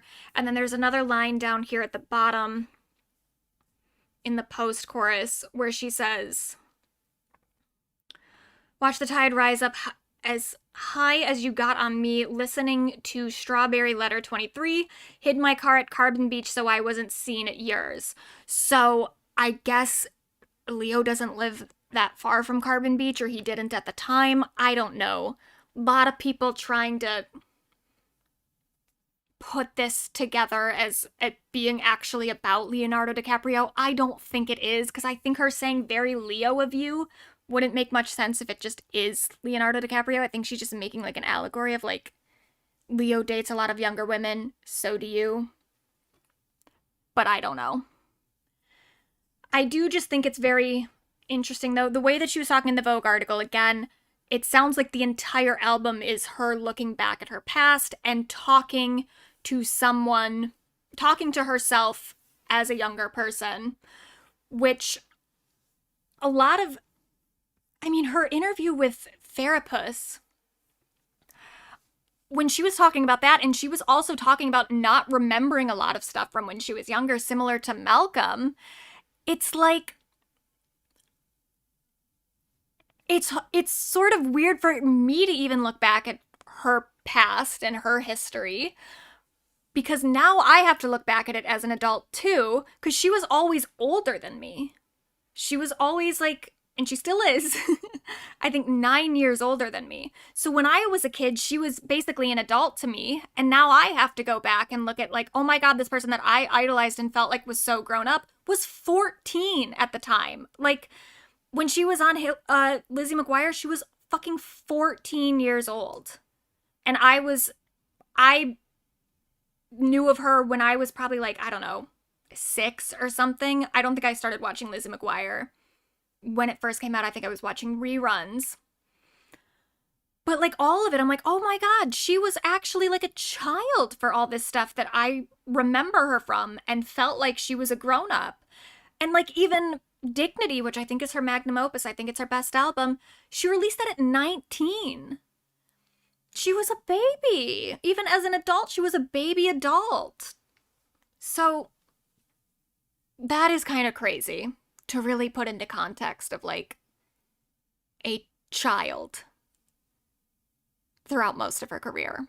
Not most of it, but like throughout a lot of it. And then a very, very young adult. And the fact that she had kids too at such a young age. It's like, wow, what a life she has lived. But the song is doing really well. Oh, and so Joel Madden did post something on Instagram where he said, so mature, Matt being a reference to Matthew Coma, who is Hilary Duff's husband and also a record producer who produced this song with his wife, and I think is producing the entire album.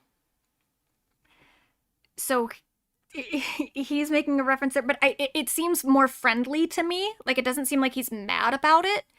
And he did put the song in the Instagram story, so that makes me almost wonder if it is about Joel, because why would he want to bring attention to it at that point? Unless it's something where, like, they've talked about it maybe since then, and they're, like, on good terms now, but it is still about him. I don't know. Again, she is releasing a docu-series soon. Well, I don't know. I think she wants to film her her like tour and stuff. So I don't know how soon the docuseries is going to come out, but the docuseries is going to be about the making of the album. So maybe we'll get more insight there. We also might get more insight into Hilary's potential split with her sister Haley. They have not interacted with one another on social media in a long time. People have noticed this and for a while have been making theories about why they're not close anymore, because they used to be very close and they used to always be interacting with each other on social media, and then one day they just stopped. And Haley has also not posted anything about this song that's coming out or anything about the new album, so it does seem like there's some sort of strain between the two of them. And Hilary did mention something in the Vogue interview about the docuseries covering what she's gone through these last years, including family drama. So we might get more insight into that. One of the theories, there's two main theories. One is that Matthew Coma and Haley's husband don't get along, or that Matthew doesn't get along with Haley, one of the two. The other theory is that Hilary and Haley don't get along anymore because Haley might have voted for Donald Trump. I don't know. She does seem to be more politically conservative than Hilary, but I don't know if that was a factor in the breakdown of their relationship. Yeah, tagging Nicole Richie does seem weird, but they've gone on like double dates together. Matthew and Hilary, and then Joel and Nicole. So I'm not sure. But yeah, I don't think, if they were still not on good terms, I don't think he would post that. But I don't know. Maybe we'll find out. Now, Matthew posted this really sweet thing about Hilary on Instagram. I went to Instagram and I just saw this. And I read all of it and I was like, oh my God, that's so sweet. He says all this stuff about Mature is out today. It's the first song y'all are hearing from an album my wife made over the last year and a half. Talk about an exercise in reclaiming what's yours, giving yourself the license to step into a voice your younger self didn't get to, and doing it completely unapologetically on your terms. I hope the world loves the song, loves your album, and gives you all the flowers you deserve, but I simultaneously don't really give a fuck what anyone thinks because we got to make something you love that you think is rad, and we got to do it together. The rest is a bonus. Congratulations to my sweet wife. You're the fucking coolest. So I was like, oh, that's so sweet. And then Hilary wrote, my angel, I love you the most forever and ever. So like, oh my God, so sweet. Then somebody else commented, Joe Exotic said all the guys in here listening to it. In here meaning prison, where Joe Exotic is currently. So I guess everyone in Joe Exotic's prison is getting down to this song. And it doesn't seem like they're the only ones, because this song is getting way more coverage than I thought it would. So, following the announcement of her first single in 10 years, searches for Hilary Duff on Spotify skyrocketed by 3,000%. Oh, fuck. I'm clicking the wrong thing. Her recent episode on The Therapist with Jake Shane, that's his name, Jake Shane, video podcast saw 75% more views on Spotify than the previous 24-hour average. This past week, several songs from Hilary Duff's catalog have seen a spike in listening. Sparks by 310%, With Love by 250%, Beat of My Heart by 240%, Fly by 185%, and Wake Up by 170%. So, she's coming for these girls. She also is doing a small tour, just 4 shows, in London, Toronto, Brooklyn, and Los Angeles. Now, this was posted on Hilary Duff HQ, which is the official Hilary Duff fan page. They posted this message, I guess, from Hilary that said, hey, everyone, these shows are really close to my heart, and I want you to have the best shot at getting tickets before they're gone. We're using Ticketmaster's face value exchange on these shows, which means tickets will be non-transferable and can only be resold at their original price on Ticketmaster. That helps keep things simple and prevents inflated resale prices. If something comes up and you can't make it, you can resell your tickets through Ticketmaster's face value exchange in your account for the price you paid. That way another fan gets the chance to go without overpaying. In New York, state laws don't give artists a say over resale, but Ticketmaster will still honor these terms by keeping resale prices at face value on its site. Please avoid buying from third-party resale sites or scalpers. It's been a long wait, and I know these few nights will be full of joy and connection for old friends and new faces. Can't wait to sing for you, with you, and be together again. So that I love. And every artist should be doing this. The fact that Hilary Duff can do this and other artists aren't is crazy. Like, I don't think that Hilary Duff has that much more pull than the average, like, mainstream pop girly. And most of them aren't doing this. Why? And I even mean my own queen, Gaga. She is not doing this shit. And I would really, really like it if she did. That being said, this is still going to be a fucking nightmare to get tickets for because there's only 4 shows. Like, goddamn. But, you know, and they're also so soon because I'm like, maybe I could get tickets to the Brooklyn show and I could go to Brooklyn. But I'm like, but am I gonna, I don't know that I have the finances by January for like the hotel and everything too. It's so short notice. And yeah, that's going to be a pain in the ass to get tickets for because there just aren't enough shows. But it's good. I probably won't be able to make it to any of these, but to anyone who can, I love that for you. Fuck, I want to be at one of those shows though.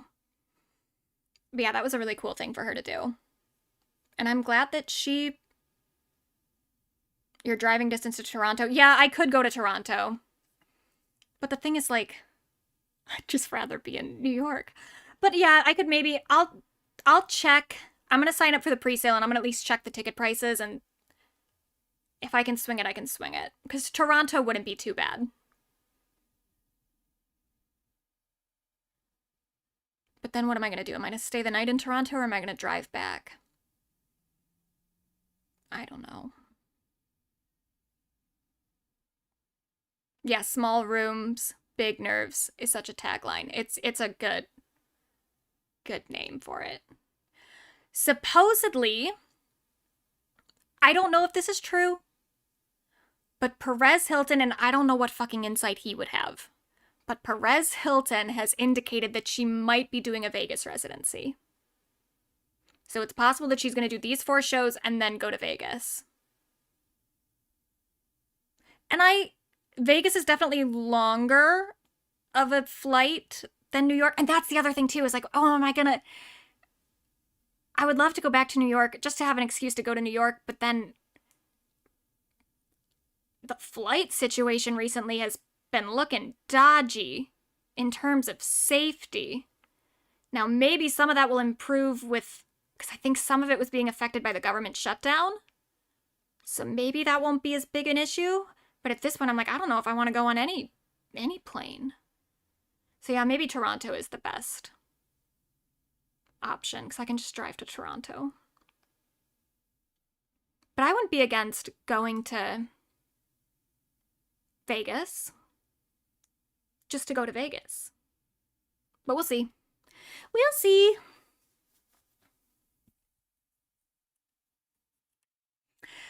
Anyway, that ties us up. We made great time. 3.5 hours. Incredible. So we have our honorary pop girlies. These are the runner-ups. So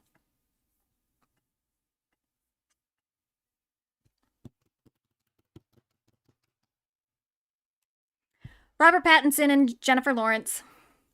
I have just been very taken by them in this new promotional tour thing that they're doing for whatever fucking movie they're in. I don't even know what the movie is. I don't know what it's about. But I like that they're in it together. There was something like years ago when she was doing that movie with Chris. Was it Pratt? Yeah, Chris Pratt. I just felt like the promo campaign stuff was so forced, and it was like I was supposed to be I was supposed to care about her doing interviews with Chris Pratt, and I'd never cared. And it did feel for a while like Jennifer Lawrence's talent as an actress was getting a little bit overshadowed by like the pageantry of the promo campaigns. You know, she was, Passengers. That was the movie with Chris Pratt. It felt like it was just such a like, she became more of a celebrity than she was an actress, which was a shame because she is such a great actress. And then she got very overexposed for a while. People really turned on her, which she's kind of talked about a little bit this new press cycle, though she's talked about it in more like self-deprecating ways of like, I get why people found me annoying. And it's like, okay, but also people were doing a little too much with that. Maybe some moments because you were a young girl who was a celebrity for the first time. Maybe there was some stuff you did that was a little annoying, but also people were just doing too much. You were fine. So it's almost like a little bit sad to hear her talk about the backlash in that way, like it was all just her fault. But enough time has passed. People have kind of gotten over it because she went away for a while, and that's what people want women to do, is go away for a while. But now that she's back on this new press run, first of all, she's with an actor that I think it makes sense for her to be doing this press with and be doing a movie with. I don't think Chris Pratt ever had the talent as an actor to be doing a movie with her. Like, what are we talking about? Though I guess Passengers just wasn't a very serious movie in the first place, so who cares? But it's like, I'm glad that her doing this little run with Robert Pattinson, I'm like, okay, they are actors of like an equal caliber. They are both just as talented as one another. So I am way more interested in seeing a movie with the two of them than I would be in seeing a movie with her and Chris Pratt. Who cares about that? And also, they're just so fun. They have such a like fun, chaotic energy together. So this is a clip from, they did one of those Vanity Fair lie detector test things. Those videos. And they were very fun. They were going to direct a new Twilight. Would you do it? Oh, yeah, for sure. I don't think you should, but okay. Great. Oh. Literally, I like taking jobs of younger actors. Yeah. I do. Okay. I want to play 17 again. There's a movie, Zach's movie, 17 again. I did think it was insane when you cold year. FaceTimed me, and I was like, it's crazy to cold FaceTime somebody, and you were like, no, it's Gen Z. Do you wish you were a Gen Z? You're not Gen Z, you're a millennial. No, you're a millennial. How old are you? Truthful? I believe that you believe that you're Gen Z. I am Gen Z. What year were you born? It doesn't matter. Okay. I can't do this. If they were going to direct... They're cute together. And yeah, she's doing a Miss Piggy movie with Emma Stone. And yeah, and the director of it too, I don't remember who it is, but it was someone where I was like, oh, fuck yes. That's gonna be so good. But also just, I love their chemistry too, because they have a lot of chemistry together, but it doesn't feel romantic. It does feel more like brother-sister-ish. So it's like we get to watch them be fun together and be cute together without having this whole thing about like, ooh, are they dating? You know, it's not like a Sydney Sweeney. What's that man's name? Oh, what's his name? I do like him. I can't think of it, but the hot guy. You all know who I'm talking about. The cute one. When they did that rom-com together and everyone was like, oh, are they dating? It looks like they're really dating, even though I never thought that they had any real chemistry. It felt so forced. But this feels like a natural chemistry, and it's not trying to... Yeah, Glenn Powell. This is a natural chemistry, and they're not trying to, like, do these dating rumor things. So I love it. And maybe I'll see the movie. There's so many other movies that I really want to see. And I don't even know what it's about. What's it about? Glenn Powell, he's not attractive to me. Well, I'm sorry for you, because he works for me. He is very plain, though. He's just like plain white guy. But he's got me. One photo of him haunts you. Is it the photo of him, the straight on one? Where he kind of looks like a capybara? Because that's not enough to stop me. Anyway, our main honorary pop girly, and this one is a little non-traditional because it's not a single person, but the city of New York, the people of New York, because last week we did do Zoran as our honorary pop girly. Wouldn't have really made sense to do him again, especially after we already did him. But the thing is that when Zoran was running, that was Zoran's campaign. Now he's been elected, and that's because the people of New York showed up to vote for him. So fucking thank you, New York. Thank God. You are one of those, Matt. There's a few people in here that are in this. So you guys are the honorary pop girlies this week. But it's very good for New York, obviously, to have a progressive candidate. But it's also good for all of America. So I am very thankful for what you guys did. Thank you for voting for that man. Hopefully this is a turning point for American politics overall, especially local politics. I mean, I recently watched the woman, I already forgot her name, which I feel bad for because I should know more about this, but the woman who was elected as the mayor of Detroit, which I don't know her name because I don't live in the city proper, so I couldn't vote. So I was like, I'm not even going to try to get that invested. But our first female mayor, which is crazy that it took this long to get one female mayor in Detroit. But I was watching her speech, and even her speech felt very reminiscent, like trying to kind of build on the same momentum that Zoran was getting going in New York. And it's like, this can be so life-changing for so many people across the country. Yeah, Dems ate major shit this week, though. Yeah, I almost put Chuck Schumer in the flop of the week segment, but then I was like, I don't even want to talk about it right now. Let's not even get into it. But yeah, Dems.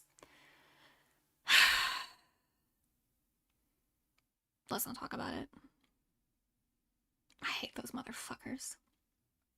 Yeah, NYC has never had a female mayor. A lot of cities haven't, which is just kind of nuts. I mean, it's one thing for a woman to get all the way to the top of, like, to be president. That's a feat in and of itself, and we've at least gotten a few candidates that make it past the Democratic primaries. But yeah, at a local level, we haven't made that much progress in that region either. Not yet, but we'll get there eventually, hopefully. So, thank you, New York. That was cool of you. Hopefully, there are more Zorans to come throughout our entire beautiful nation. Anyway,